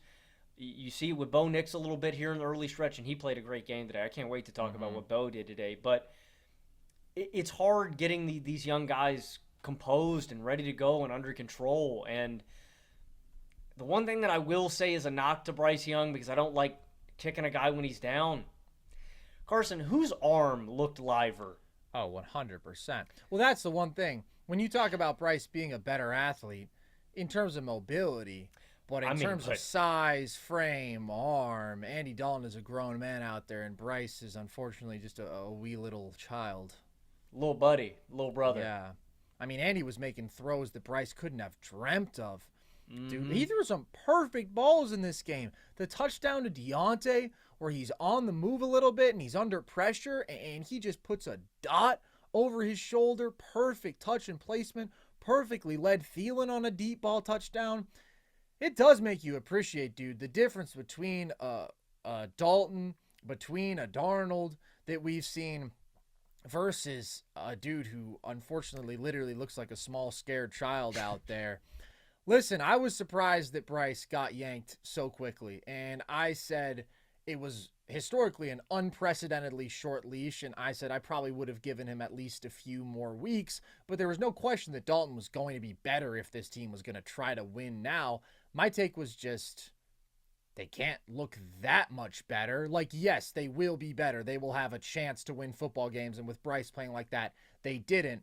But give Bryce a little bit more time maybe to figure out this offense, see if he improves a little bit. But I think that they made the right decision because, as you say, there's just a ripple effect. Like, you had lost the entire heart and identity of this football team. Like, all of a sudden, your run game just looks better. Your defense looks better. It's like you're energized. You're hopeful. You have a reason to go out there and play because you know that the most important player on your team can get the ball where it needs to go in the most basic way. And Bryce just wasn't capable of doing that. Too small, too rattled, too overwhelmed by the speed and athleticism of the NFL game right now. I mean, it's just crazy. No turnovers from Dalton. Clean game. Willing to utilize Chuba Hubbard on checkdowns. He has a pretty good receiving game. But also, like, made Deontay Johnson look like an actual number one. when I was thinking, I don't think that this receiving core improved by enough. The line definitely had improved, but the fact that this was able to look like not just a capable, functional offense, but a good one really does say all that we need to know about Bryce. And I think it was very, very apparent that he was never going to be the starting quarterback again in Carolina in any sort of long-term way, right? This just was over for him. It would have to maybe be a renaissance later in his career, and even then you question he can grow intellectually. Still physically he's going to be limited, but now it's as definitive as possible. He's not going to see the field again this year. Like, the Panthers just have too much to live for, man. You know, they have to keep their will to live and compete out there, and unfortunately with Bryce, they just don't have that. And I know that a lot of people have been trying to figure out how much of it is the situation, how much of it is on Bryce. I do think that last year's situation was much worse, and I do think that that did some damage to Bryce, but the situation got better this year, and Bryce got worse, and that's on him. Yeah, I think they're going to have to move off Bryce, and it sucks because you used the number one pick, and this is a dilemma that I want to emphasize to people because, you know, we always talk about, like, quarterback is the most dangerous position to draft in the first round by far because it's all about the opportunity cost. It's like if you hit on a quarterback, boom, you got your guy. You couldn't have taken a better player in the first round, right? But if you miss, the counter is normally – you're getting a guy at a position that's normally at least just a capable starter, bare minimum, right? This guy has enough skill or intangibles or IQ where he can fill a position of need. If you miss on a quarterback, you are throwing away the most valuable asset that you have in this league, which is a first-round pick. And that's the danger. That's the dangerous part. That's why I'm always, if you're not 100% certain on your guy, don't take him. And I'm with you. It sucks, man. That's a tough lesson that the Panthers are going to have to learn. It makes it a way more expensive lesson when you consider all that they gave up in going up and getting Bryce Young. But, yeah, I think this offseason, and maybe before, there's a possibility, you know, the trade deadline is going to come up. They could trade him midseason. I think they'll probably keep him until the end of the year, but there's no coming back to this. And back to the hope thing, one last thing.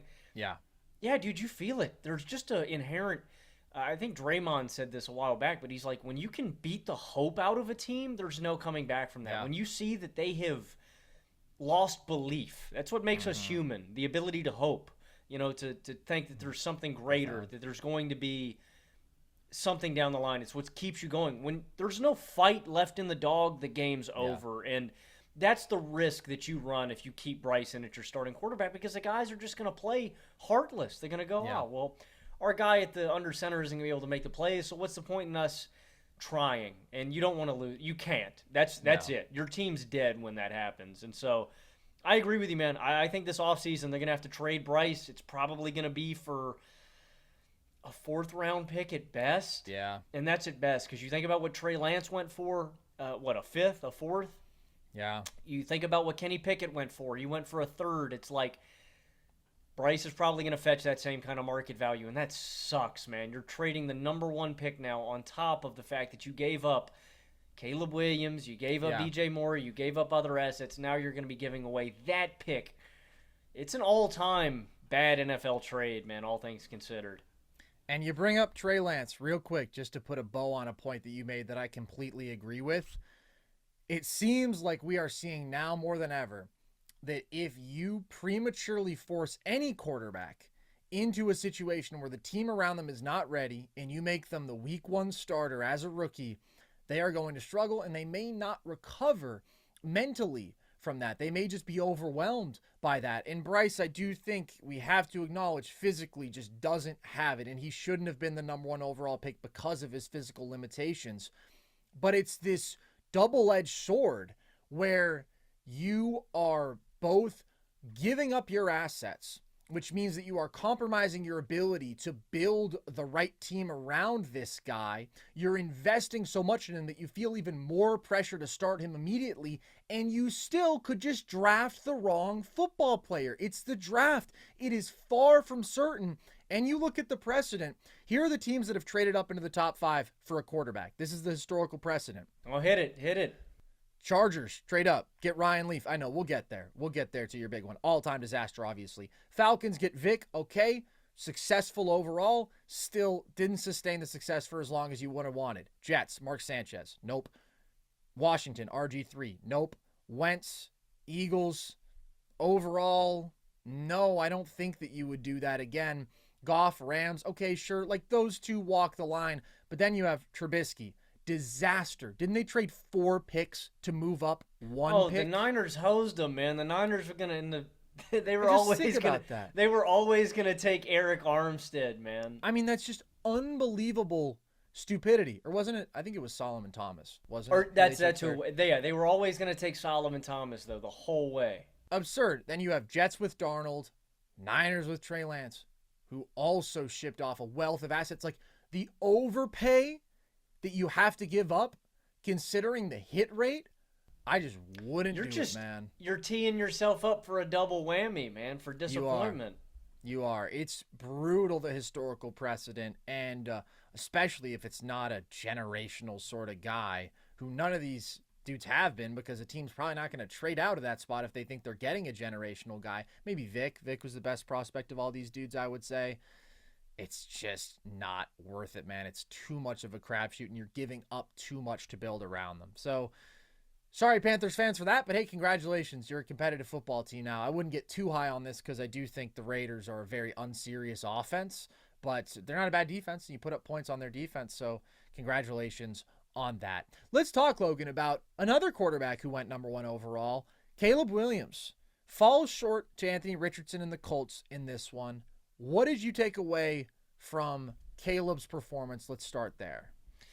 Yeah, I'm going to try to do a breakdown on Caleb Williams' performance this week. I thought it was a very interesting one. The young QBs fascinate me, man. Some of my takeaways from this game, Caleb has to get rid of the ball faster. He holds on to the ball forever, and it's just a fact. Like, dude, you see Dalton, and this is the comparison I would go with. Like, a veteran guy who's not super physically gifted at this point in his career. All he's got is his brain and his arm.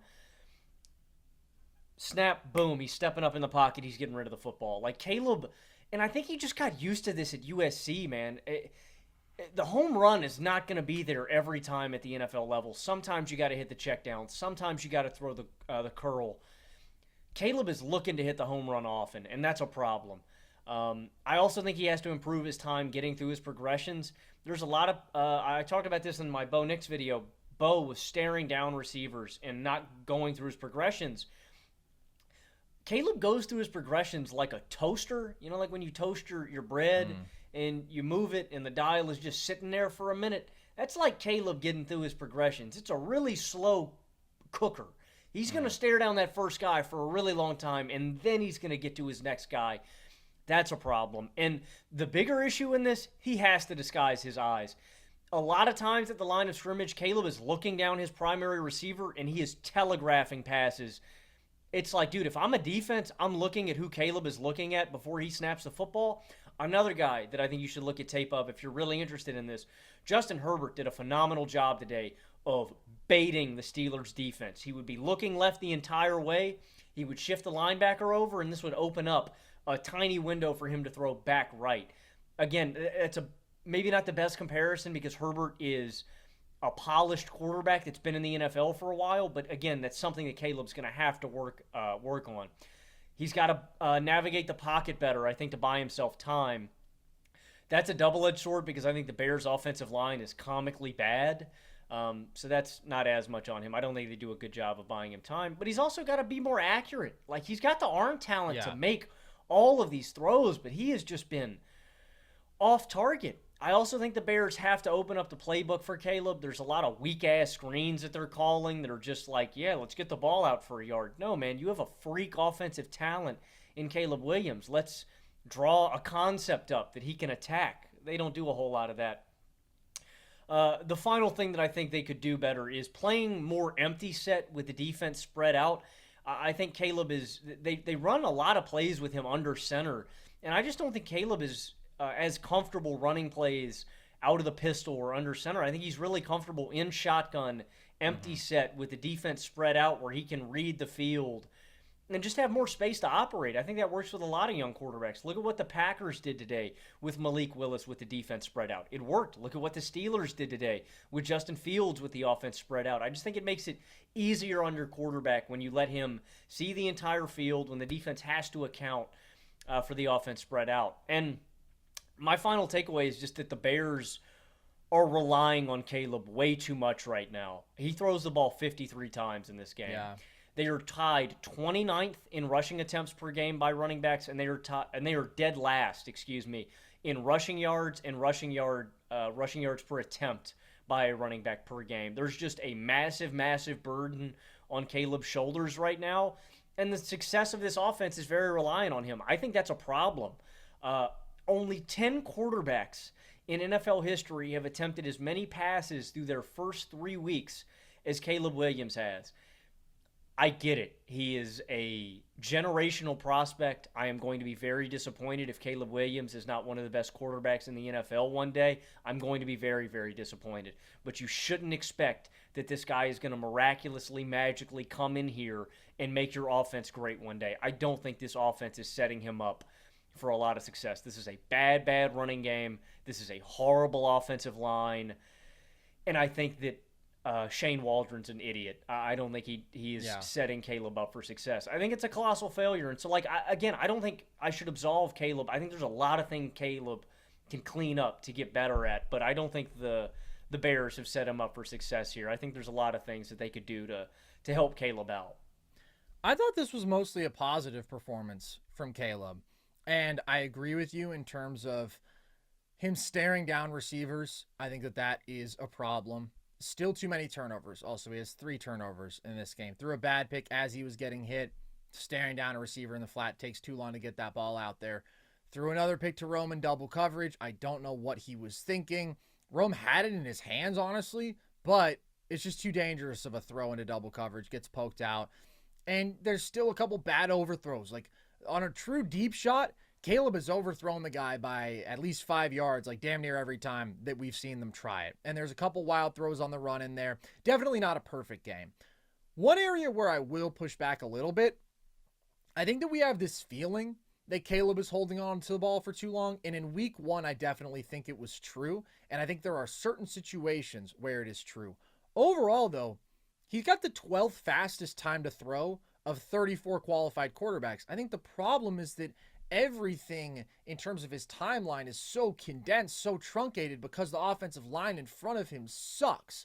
Like, I don't think that Caleb in a vacuum, especially in the scope of a rookie quarterback, considering his play style, is doing a bad job in that respect. I still think that there's room for improvement, but I think over the last 2 weeks, we have seen improvement. First half of week 2, I thought he was locked in, just executing the offense. Fourth quarter of this game, dude, I thought he was very impressive. I thought that he composed a couple of beautiful drives, and he was getting the ball out quickly. He was taking the short and the intermediate stuff. He wasn't taking negative plays, and he really found a rhythm with Rome today. But to me, the biggest takeaway from this game is what Cole Kmet being utilized more heavily does for Caleb Williams. I just think he is a complete game changer because in weeks 1 and 2, he barely went to him. He becomes Caleb's go-to in this game. And again, it is just that ability to flash over the middle of the field and have a reliable possession guy who is there for 8 to 12 yards consistently, especially in the absence of Keenan Allen, who would sort of serve that purpose as a receiver, being a reliable possession guy. I just think it's massive. So I loved what we saw from Caleb in the fourth quarter of this game. I get it. The offense didn't produce until that point, and he still got stripped on a sack from his blind side, and that can't happen. But also, although he's got to be more aware, that's obviously less concerning than if he threw a pick. Like, that was his only mistake of the fourth quarter, really. Other than that, he marched them down the field for 2 touchdowns, and back against the wall with some real urgency, he locked in, and I do think that he's improving. I think he is getting better week after week. And also, like, as you mentioned, there's so much that is disastrous around him. Like, if the Bears didn't run the ball 4 straight times on the goal line and their 4th down play call wasn't just this atrocious speed option that's immediately blown up, or this one isn't as legitimate because it was kind of a crazy play anyways, but DJ Moore is a foot out of the end zone on that Hail Mary. Like, those are points left on the board right there. Those are 2 touchdowns left on the board. That could have been a Bears win. The guy gave you 370 yards of offense. And when the run game has been the worst in football, when the line is very bad, like, I think we just got to give him time. I do think that he's getting better. I think he's an insane talent. But yes, he's got to sharpen up in a few ways. And he's got to cut out the couple of really costly negative plays that he is still good for. But I thought this game was really ugly for a lot of it. And then it ended to me on a much more positive note for Caleb and the Bears offense. They actually started moving the ball, and it did feel like they found something and progressed. Yeah, I liked what we saw from him in Rome today, and I thought the second interception to Rome wasn't his fault. I thought he hit him dead in the chest. I just thought Odunze should have caught that. And Jones had 2 picks on Caleb today. I thought he just had a great – I don't know how the wherewithal to, like, stay focused on that ball, get your feet in bounds is really impressive. The one he threw in the flat, though, was just embarrassing. Very bad. That's another thing, too, is it's like he just has to know that's a flat route. And so – the ball is designed to be out within like a second. Yeah. The second he catches that, you're either throwing that ball or I'm not throwing this route, because it'd be different if the receiver had hit the sideline and then ran back across or something. He's sitting down. Yeah. And then you wait 3 seconds to throw that ball. It just allows the linebacker's already ready. He's waiting on you to throw that pass. It's the exact sort of route that I never throw in NCAA football 25, Logan, because I'm so scared I'll be just a split second too late. And then the corner's crashing down, and that's a pick six going the other way. It's one that, like, Levis threw with Jair. Well, actually, that was different. He got the ball out fast. Alexander just took it to the house on him. The other guy that I want to talk about, I want to give credit to the Bears defense real quick before we talk about Anthony Richardson. Yeah. This Bears defense is legit. They are disruptive. Montez Sweat had a day today. I mean, was in the backfield all day long. Jalen Johnson gets a pick in this one. He got burnt on one play, but I thought for the most part had a good game. This team is number 5 in rushing yards per carry allowed. They are number 7 in passing yards allowed per attempt. I think this defense is really, really legit. And if I agree. Caleb can figure it out as the season goes along, you're going to be looking at not a playoff contender, but I think a very competitive team week in, week out. Anthony Richardson perplexes me, Carson, because it seems like touch passes are tougher for Richardson than deep balls. Like, I don't get it, man. On 3rd and 10, he dots Alec Pierce on this beautiful deep ball. He just cooks Jalen Johnson on this, creates all this separation. It's a phenomenal ball for Richardson. Hits him in stride. It's on target. You couldn't have thrown it any better. And there's just so many other plays in this game that are easy throws for other quarterbacks that he just struggles to make. The interception in the red zone to Tremaine Edmonds, just like lollipops it. I mean, just he throws it into an area with 5 Bears and 2 Colts. It's batted by a pass rusher, but he just has to know, like, you just got to eat that one and take the sack. He's got a bad interception to Jalen Johnson to start the second half. Overthrows his receiver. He's throwing off of his back foot across the field, just way off target. There's another 3rd and 10. He overthrows Alec Pierce, way too much juice on the ball. There's another one where he overthrows Josh Downs on a 3rd down on an out route. It's weird, man. It's not the deep throws. It's not the throws downfield. It's all the underneath stuff. That is what gives me confidence in Anthony Richardson. Like, if he can just figure the easy stuff out, he's going to be great in this league. His skill set, it's a 1-of-1 arm. It's a 1-of-1 rushing ability. It's a 1-of-1 body. He's just got to get better with this little technical stuff, the underneath routes, the short routes, and it could cost him, right? This could be the fatal flaw that makes Anthony Richardson not a capable starter in this league. But again, he's still the youngest quarterback in the league starting today. He does these freakish things with such ease. It's just about cleaning up the easy stuff. And in a lot of ways, that's the easiest stuff to do in this league. And I like the pairing that he has with Shane Steichen. Like, I like Anthony Richardson a lot, but it's just perplexing to me, man, that he makes the hard-ass shit look really easy, and he makes the really easy stuff look hard. Yeah. I see a lot of people who are just already proclaiming that, like, Anthony Richardson sucks. And look, if you mean that right now in the scope of NFL starting quarterbacks, yeah, he's definitely one of the worst ones. However, that's just not surprising, man. You mentioned not just the youngest and the least experienced, but also with the most raw skill set.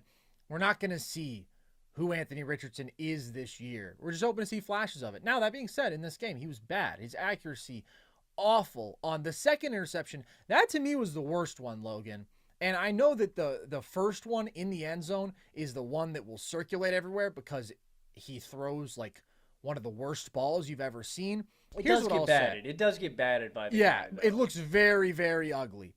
But first of all, there's nothing there. That was just an awful play call. Like, unless he did something, it was probably going to have to be with his legs, just being a superhero, running people over. Like, that play was dead on arrival. Michael Pittman's not even on the field. It's the most predictable little keep and roll out, and nobody's open. So I get it. It's very ugly, but I wasn't as worried about that as I was him just overthrowing Pittman, I think it was, by like 10 yards later in the game. But as you mentioned, like on shot plays, he can just be lethal.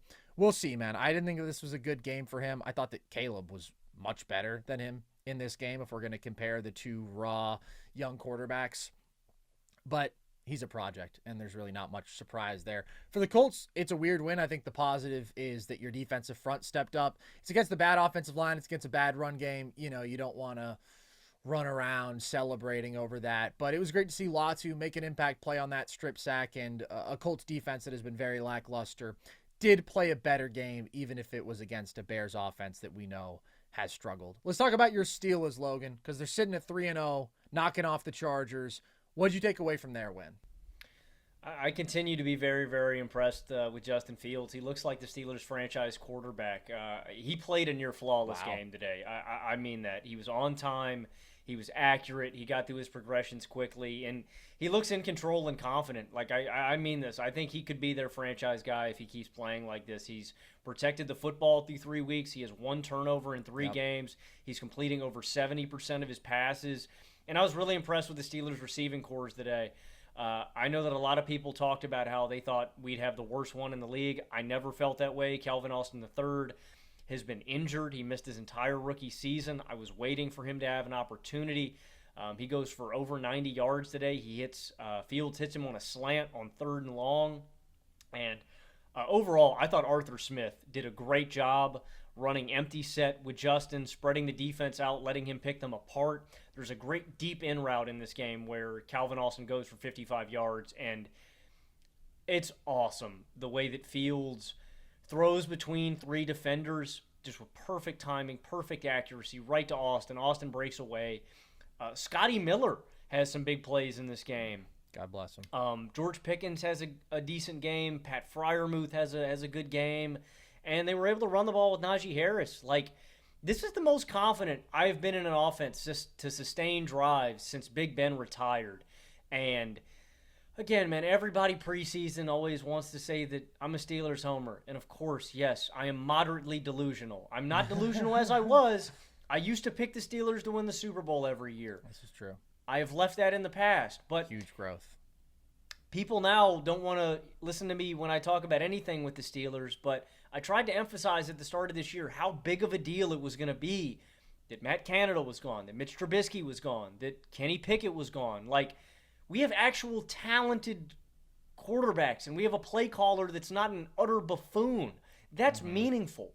Arthur Smith is a really good play caller. You can shit on him for being a bad head coach. He's a good offensive coordinator. And he's got talented guys that know how to operate within his system. Scotty Miller, Cordero Patterson. He's got a very talented quarterback in Justin Fields. It's just such a big step up from the basement-dwelling offense that we had with Matt Canada. And the other thing, this is still the best defense of the T.J. Watt era. The Steelers have allowed 8.6 points per game through 3 weeks. Patrick Queen has been such a massive addition to this team. He has a tackle for loss in this game. He has a dropped interception that could have been crucial. Deshaun Elliott is a stud. He is the best safety that has ever played alongside Minkah Fitzpatrick. I love that guy. I think that him and Minkah are a pair of the best safeties in the league today. And the guy that showed out, Nick Herbig. Alex Highsmith goes down with an injury in this game. Herbig has a strip sack on Herbert. Herbig also has a sack on Taylor Heineke in this game. And this is a collateral thing that we've seen from T.J. Watt. T.J. Watt garners extra attention. And for you analytic nerds, this isn't going to pop up in the double team rate that Myles Garrett is so great at. T.J. Watt gets chipped at the line of scrimmage basically at every time by a tight end or a wide receiver. That is not going to show up in your advanced double team rates because it just doesn't account for it. But TJ Watt is garnering extra attention from the Chargers offensive line basically every time, which in turn is doing what? It's creating one-on-one scenarios on the backside for Cam Hayward, for Larry Ogunjobi, for Nick Herbig, and Herbig's a beast. That kid would be starting on a lot of other teams at outside linebacker, but he is a depth linebacker piece because the Steelers are so talented defensively. He has learned a lot from TJ Watt. I think he's a stud. I loved what I saw from him. We'll talk about the Chargers in a minute, but look, I don't think the Steelers are a legit contender. And that may break some Steelers fans' hearts because I've seen a lot of guys getting very excited saying we're going to the Super Bowl, we're doing real damage. Look, I think the Steelers could win a playoff game this year. Can they win multiple? Hell no. The offense just isn't good enough. They got to get in the end zone more consistently, and that's just a reality of the situation. Better offenses are going to spread this defense out, move methodically on them. They're going to X TJ out by double-teaming them. We just don't have a high-powered enough offense to compete with the great teams. But I think this team should make the playoffs. I think this is the best defense of the TJ era. And this is the best offense they've had since Big Ben. There's a lot of encouraging things from the Steelers. We're just not where we need to be considered a legitimate contender. That's just a reality of the Steelers. And I'm very excited. This is the best team we've had in a while, but the Steelers aren't real contenders yet. I think you're saying it very well, man. Ultimately, they're going to have the same fundamental limitations offensively that they have, but this is a better version. If you look at every team since they started 11-0 in 2020, these teams that have had their negative point differentials but been very good defensively, pulled their voodoo magic, found their way to 9 wins, maybe into the playoffs, 10 wins even. I think that this is the best version of those teams. Is it fundamentally the same formula? Yes, but it is a better offense. Fields is giving you significantly better quarterback play than you had with Kenny Pickett or Mitch Trubisky. I think it's probably better than what you got in the last year from Big Ben because there is the ability to make plays with his athleticism. Like, I think that Fields has looked good. It is still a bottom 10 offense in football. I mean, this is still their first game with 300 yards this season. They're still averaging 17 points per game. I don't want to rain on anybody's parade. That's not going to do it if your goal is to win multiple playoff games. But if your goal is to get into the playoffs, this defense is so good, and the offense has been so good at limiting mistakes, which, yes, they have been in recent years, but with Fields, that was the concern because you're injecting more athleticism and a little bit more upside. But is he going to make quick decisions? Is he going to turn the ball over? He has made quick decisions. He hasn't turned the ball over. He's been efficient.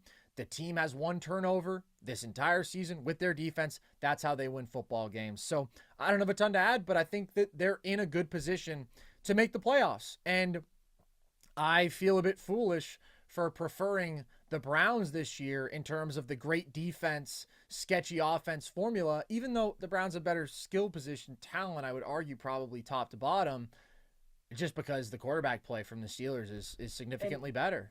The final component I want to add, too, that I haven't really touched on all season long, I think the Steelers hit a home run with their center, Zach Frazier. This was the biggest need of this team by far. Mason Cole, I thought stunk. He's one of the worst offensive linemen I've ever seen, to be honest with you. Like, that guy just can't play. They draft Frazier. He is a home run hit. I'm so glad that we got him. Unfortunately, Troy Fontenot, our first-round pick from this year, is likely going to be out unless we make the playoffs. He is going to undergo knee surgery, so that sucks. We're going to need to see Broderick Jones continue to hold it down on the right side. But the interior of this offensive line has really, really impressed me. James Daniels, but mostly Zach Frazier. We haven't talked about the offensive line a whole lot, but I think they've done a pretty good job. On the inverse of that, too, I think the Chargers are going to be very, very good. I think they're going to have a backdoor chance to get into the AFC playoffs with the Browns struggles, with the Jaguars struggles, with the Dolphins struggles. Absolutely. I'm higher on them than I was preseason. They knocked Justin Herbert out of the game. That's pretty much what ends this one. Taylor Heineke steps in, and they lose some more key offensive linemen, and the offense just completely devolved. I do want to give some shout-outs to some Chargers, though. The guy that stood out on tape to me today was Daiyan Henley. This was a phenomenal performance from him defensively. He was everywhere on the field, blowing up runs. He has a pass breakup that forces an interception that Bud Dupree comes down with. I knew some people that were fond of Henley coming out of the draft out of Washington State. That guy is a stud linebacker. He's got great instincts, but he also has insane speed. Like, he is a playmaker. And linebacker was a concern for me coming into the season with the Chargers. If he can stay healthy, I trust him to hold it down. The other guy I want to give props to, Joe Alt. Played well versus the toughest matchup of his young career. You'll see it. He allows a sack to TJ Watt one-on-one late in this game that basically ends it.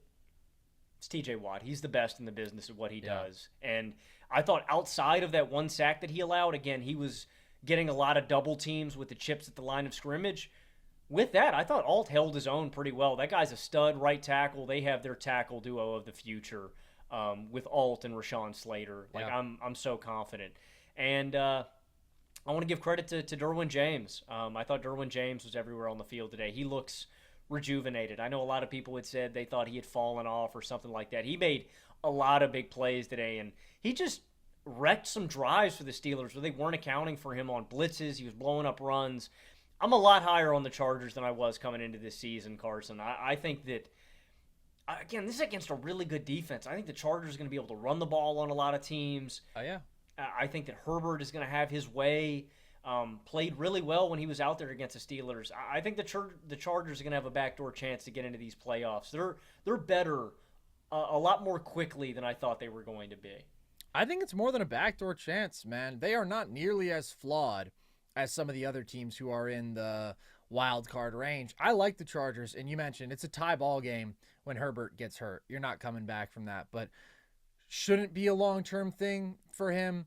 And as long as he's out there, like, this Chargers defense has looked good. They haven't been tested. That's the one thing, because the Steelers and the Raiders and the Panthers are the offenses that they've faced. That's not going to give you a great gauge, but they've looked good. They ran the ball exceptionally well through the first 2 weeks. Now you face the best defense. They don't run the ball as well today, but if they're just a good rushing attack and if they're just an above-average defense, Justin Herbert's a guy I have a lot of faith in. I think that should be a playoff team. So I'm with you. I don't really come away with negative takeaways for the Chargers from this game, even though it wasn't their best, just because, like, when Herbert's not out there, man, we saw what the Raiders did to them without Herbert last year, and this was an improvement from that at the very least. So, interesting game there. Let's sort of mow through these last few, Logan. We'll go rapid fire. Broncos, Bucks. What'd you take away? Great game from Bo Nix. He fixed a lot of the stuff that I talked about. He looked so much more comfortable and confident. He was getting the ball out quickly. He's throwing with anticipation, rhythm, accuracy, and he found his receivers. The guys that were getting open on tape last week, Sutton, Humphrey, Reynolds, found them all. Was hitting Williams on Javonte Williams on little screen passes quick. And he weaponized his athleticism. Like, I was impressed with him scrambling too. I never questioned Bo Nix's natural ability, and that's what was so puzzling to me watching him struggle these first 2 weeks. It was more about fixing simple things, and this is the most comfortable and controlled I've seen Nix this season. He executed the game plan to perfection. I really think he can build on this. And then my takeaway for the Buccaneers, the offensive burden on Baker Mayfield is just massive.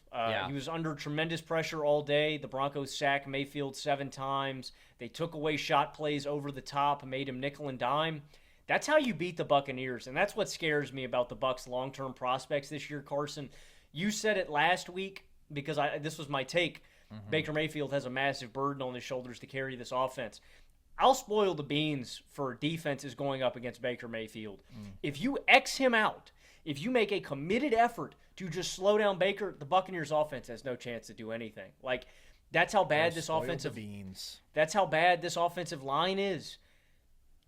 They don't have any juice anyway. Like, Bucky Irving has looked good. Maybe give him some more touches instead of Rashad between the tackles. The Bucs offense is really dependent on Baker Mayfield making plays. If you can disrupt him, you're going to beat the Buccaneers. The Bucs don't scare me at all, and I just think they're really one-dimensional. This was a really impressive game from the Denver pass rush and from Bo Nix. It's something they needed, man. They had looked pretty flat through the first 2 weeks. They didn't in this one. The Bucs are very vulnerable and they're very volatile because Baker, God bless him, just isn't good enough to be the entire basis of a successful offense week after week after week with the limitations that they do have around him. So I agree. I think that they are third in that NFC South picture. I still think they're a solid football team, but it's just not as sustainable a formula offensively. And I'm with you on all the Bo Nix stuff, dude. I thought that it was a much more composed, efficient performance from him. You're still not necessarily getting a lot downfield, but that's fine. I mean, there were no mistakes in this game, which is huge. And he did use his legs. I mean, had one beautiful scramble in this game. So he's got a long ways to go because the first 2 weeks were brutal. And he's an older quarterback, obviously. He's 24 years old, but this was a nice performance, and we do have to always keep in mind it is hard in your first few weeks in subpar offensive situations. So that was a big win for the Broncos, but also definitely said something about the fact that the Bucs are a team that can be beaten by anybody at any time. It just depends. Is Baker going to put his nuts on the table? Is he going to be a superhero that week? And if not, it could go wrong for them. Giants-Browns, Logan. The Giants take a win over Cleveland. The Danny Dimes Deshaun Watson Bowl, your favorite. What do you have to say about this? I'll start positively. I think Malik Neighbors is going to be a top 5 wideout in football. It feels like he's going to do something special every time he touches the rock. He's also going to do the impossible, Carson. He's going to make Daniel Jones look like a competent quarterback. Oh, my God. Yeah. Everything about him, man, the separation he creates, the route running, the body control, hands, the leaping when the ball's in the air, the creation after he touches the rock. That's my takeaway positively for the Giants. I think Malik Neighbors is going to be one of the best in the league at his position. And then on the inverse for the Browns, the offense just can't produce enough. Like, they had ample opportunity to capitalize. They were trailing 21-7 at the half. The Browns hold the Giants scoreless in the second half. The Giants had 7 possessions in the second half, excluding when they ran the clock out at the end. They had 5 punts, they had 1 fumble, and the Giants kicker missed wide right to basically close the game out. Deshaun Watson just can't do enough. He's the guy that you got to point the finger at. He's missing easy throws, holding on to the ball too long. I'll cut him a little slack. I thought the Giants had hellish pressure today. For sure. I was really impressed with how they were able to just get in the backfield on him, but the Browns had so many opportunities to score and to get back in this game and to steal this one, and they just can't produce enough, and that continues to be my question mark. It's not about this defense. This defense is going to pull their own weight every single week. It's, can this offense produce enough? Once again, man, I'm let down, and it's like Deshaun can have a good performance every 4 weeks. That's not going to be enough to get this team into the playoffs, which is ultimately where they want to be. Yeah, and listen, he avoids an interception in this game. I mean, he still loses a couple fumbles, but he still misses some bad throws. I mean, he's still very inefficient overall as a passer. Like, Deshaun sucks, man. And you're right. Life was not made easy on him in this game. They didn't run the ball well. They kind of had to abandon the run earlier than they would have liked because they had a pretty rough second quarter that put them in a pretty big deficit. But Deshaun's bad. This entire offense is bad. And the Browns ultimately just can't be that good as currently configured, unfortunately. Even though this defense is good, I just think they're too limited at the quarterback position, and the offense is just not nearly productive enough. For the Giants, God bless him. I'm with you on Neighbors. I think he is an absolute monster. I would not be moved on Danny Dimes, but good for him. Man, he definitely looks more competent with legitimate number one. I mean, which is what Malik is. He was feeding him, and that's what he needs to do. Oh my God, dude. I mean, the target share is insane for Malik, as it should be. He's far and away the best offensive player they have. So, shout out, he's a monster. And the defensive front has dudes here, dude. Like, that's what we can kind of lose with the Giants, because it feels like they can be so disastrous. Even though last week they were in that football game and they win this one, preseason expectations were low. But up front, when you have Dexter Lawrence and Brian Burns and Kayvon Thibodeau, like, all of those dudes ate in this game. So, it's a good win for the Giants. I think it says more about the Browns at the end of the day. But Malik Neighbors, long-term, absolute monster. Okay, Dolphins, Seahawks, Logan. Of course, Tua is out here with his concussion. What do you have to say about this one? Yeah, I mean, the Dolphins are going to struggle without Tua. I mean, I think Waddle and Hill combined for like 7 catches for 66 yards. Yeah. I mean, when you can eliminate 2 players like that, 7 catches for 66 yards. We get a Tim Boyle appearance in this one. Yeah, good heavens. Credit to the Seahawks defense. They hold Miami to 3.6 yards per carry, under 300 yards of total offense. that's the recipe. When they don't have Tua and you're not scared of them airing the ball out on you, stuff the run. They've got nothing going for them. I think Seattle's offensive line still stinks, but I want to give a lot of credit to Geno Smith. I know the stat line looks ugly, 2 interceptions. Geno's really impressed me, man. It's not a great offensive situation, and I think there's a lot of skill position talent around him. Charbonnet, Walker, Metcalf, Lockett, JSN. There's a lot of skill guys. The offensive line blows, and Geno week after week has to do heroic things to buy himself time to make these throws, and he does. He consistently delivers. I went on record. I said that I thought Geno's a thoroughly mediocre quarterback. I think Geno is average to above average, and I think I've underrated him. Again, the stat line's not going to look pretty from this week because he has 2 picks, and I don't want to just wipe those away. But to me, Geno elevates this offense. He's not an anvil. He's not dragging them down. He's good, dude. I've been impressed with Geno. He's good, dude. He's got a really impressive arm. He can move. He's willing to take chances. He's very accurate. And I think, like you say, he does a lot for this offense because the line isn't good. And the first pick, I mean, like, it looks bad, but also he was going to take a safety. He hit the running back in his hands. That ball was high, but it's just kind of a bad bounce. And then they end up just letting up a field goal there. So it cost them 1 point because they were going to take a safety, but then they would have had to punt. I don't know. In my pro Geno math, that really wasn't that bad. And this game was decided in the first quarter, and Geno was awesome in the first quarter. He was slinging that thing all around the field. So I think he's good. I think the Seahawks are good. Now, they haven't played a good team up to this point, and the first couple weeks were closer than you would like against subpar competition. I think the Dolphins with Skylar Thompson and Tim Boyle running the QB spot suck. I think that they suck. But I do think that Geno and the skill position talent make this an above-average offense, and I think that they have the talent to be an above-average defense, and they came through today. I mean, the pass rush was there. So I like the Seahawks. You know, they're not the most impressive 3-0, but I picked them to make the playoffs, and I think that they probably still should. I do view them and the Cardinals very similarly in terms of how much I like them, even though the records are different. But Seahawks have a head start in the record category. For Miami, I mean, they just have no hope with this level of quarterback play. It's disastrous. And we talk about how great the situation is, but there are certain dudes who just can't operate in it, and Skylar Thompson and Tim Boyle are those dudes. So, yeah, Tua's on IR.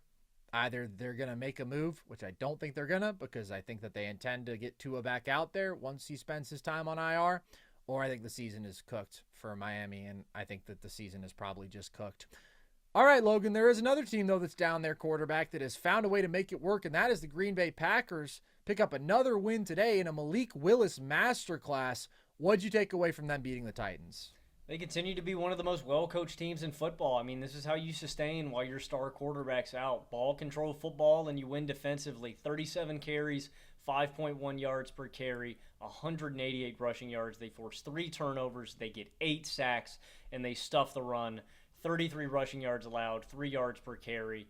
And they really shrunk the field on Will Levis, taking away those big shot plays, making him, consistently make good decisions and take what the defense gives him. That's kind of tough for some quarterbacks. And I've been impressed with Malik Willis. Efficient, 13-19, 275 total yards of offense. Made plays that he needed to. He had a pair of massive throws to Christian Watson. But I'm also impressed in him scrambling for first downs, running read options. And LaFleur's simplified the playbook. It's a heavy ground attack. It's play-action passes, drags, routes underneath in the flats. But I really like the game plan, and like I've mentioned earlier on the pod, they really spread the Titans out. And those empty sets allows Malik to see the entire field. And more importantly, if they're not spying him when they're spread out like that, it normally means that he can scramble when he needs to. LaFleur is a beast, man. All credit to him and credit to this defense. Also, I hate doing this 3 weeks into the season, but Will Levis just might not have what it takes to play at the NFL level. And I've made this same spiel the first 2 weeks. I'm going to make it again. He has to eliminate these ugly-ass turnovers. He's got the most giveaways by a quarterback this season through 3 weeks. 8 of them. That's 5 interceptions. That's 3 fumbles lost. The pick to Alexander, he is staring down Hopkins on the hitch, never sees Alexander sitting, and I'll give Alexander credit. Phenomenal break on that ball. I mean, that is like Malcolm Butler breaking on the slant route that Russ throws. He is humming to that ball. But you got to see that as the quarterback. There's another bad one where he is sacked to the ground, fumbles. I'll cut him a little slack. His right tackle got sunned. He is on all fours when he gets thrown to the ground. But he gets crushed. Van Ness recovers the fumble. The offensive line gets terrorized by the Packers. They allow 8 sacks in this game. They've allowed 15 sacks through 3 weeks. That is the most in the NFL. I think some of that is on how bad the offensive line has been in pass protection, but I think a little bit also is on that for Levis holding on to the football for so long. And then there's just another bad Levis turnover. He throws a pick on the last drive. He throws double coverage to Calvin Ridley. Can't do that. I just asked the question, are they going to eventually put Mason Rudolph in? And the only reason I asked that is because I think Mason Rudolph is an experienced veteran. He had a really good showing in the final 3 games of the season for the Steelers. I think it's a little early. I wouldn't be throwing in the towel on my potential franchise guy because I think Levis does have star tools. The scrambling ability, the size, the arm talent. But there's only so many really bad turnovers that you can show me before I go, damn, man, you're just a brainless quarterback that is too mistake prone to make up for your really good skill talent. And it's week after week, man. Can you give me a clean week where you don't turn the ball over? That's where I'm at with Will Levis. I need to see him give me a clean week. But I don't know, man. I mean, he's thrown enough games away at this point with the Titans where it's going to be a lost season eventually. You know, Levis is going to have so many of these bad turnovers that it's just like he's thrown us out of X amount of games and we have lost the season. We have no chance at making the playoffs. So I don't know if we're ever going to get to the point where it even makes sense to put Mason in. But Will Levis has been thoroughly underwhelming through 3 weeks. On pace for the 46 turnover season. Let's go, Willie. It's a certified scarecrow moment for Will Levis. If he only had a brain, man. It's another rough performance. I don't really have a ton to add to what you say. It's just we see the same recurring issues. And this can happen with physically talented young quarterbacks in only their second year. But it's really, really bad with Levis. And it continues to bite them over and over again. And you mentioned, I mean, the Titans are in most of these games. They're not in this one, but first couple weeks they're in those games, and Levis basically single-handedly cost them, and he's given the defense 6 points way too often, man. It's tough. I want to give props to LaFleur because I was worried about the Packers. I thought if Jordan Love misses 4 games, Packers would probably go 1-3, and then because they lost week 1, they'd be sitting at 1-4. That's probably your season right there. That's really, really hard to come back from. Complete opposite. They're 2-1. It's been an easy 2 wins for them. And I just think, as you say, LaFleur has done a phenomenal job of setting Malik Willis up to succeed. Play action, RPOs, design quarterback runs, options, short passing concepts. And he threw a couple really nice balls to Christian Watson, as you mentioned. But it's mostly just keeping it simple, playing to his strengths. That's what a great coach can do. He can maximize the strengths of his players and limit their weaknesses. And LaFleur is just a dude, man. He's one of the best we have in the league today, and I want to give him a ton of credit. And they're building a lead, and they're running the ball like crazy. And it's just, Malik, you don't have to do too much. He played well today, but he doesn't have to do too much. 0 turnovers in 2 games with Malik. Just completely controlled football. And yes, the defense has looked good.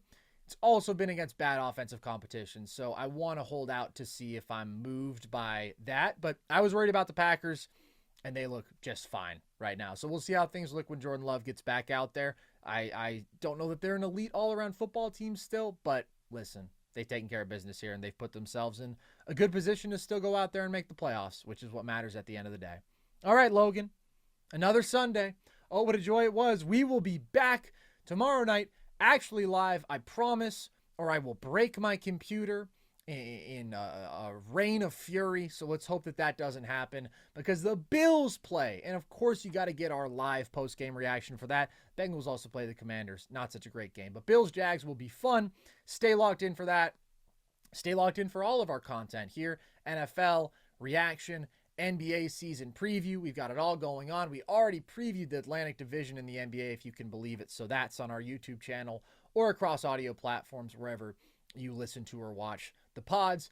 You can also check out on our YouTube channel some of the long-form video essay content that we do, video breakdown. Logan mentioned he did a video on Bo Nix last week. Sounds like he's going to do one on Caleb this week. That's awesome. I have some NBA content that will be coming out, so stay locked in for that. Follow us across social, TikTok, Instagram at NerdSesh, Twitter at Nerd_Sesh to see clips from the show, graphics from the show, and of course all of our short-form trivia content. And you can join our Discord if you want. The link to that is at the link tree across our social media bios, just to chat with the fellas. So with that, as always, appreciate you guys. Sorry again that we couldn't go live, but hope you enjoyed this one nonetheless. I've been Carson Brabber. I have been Logan Camden. And this was Nerd Sesh.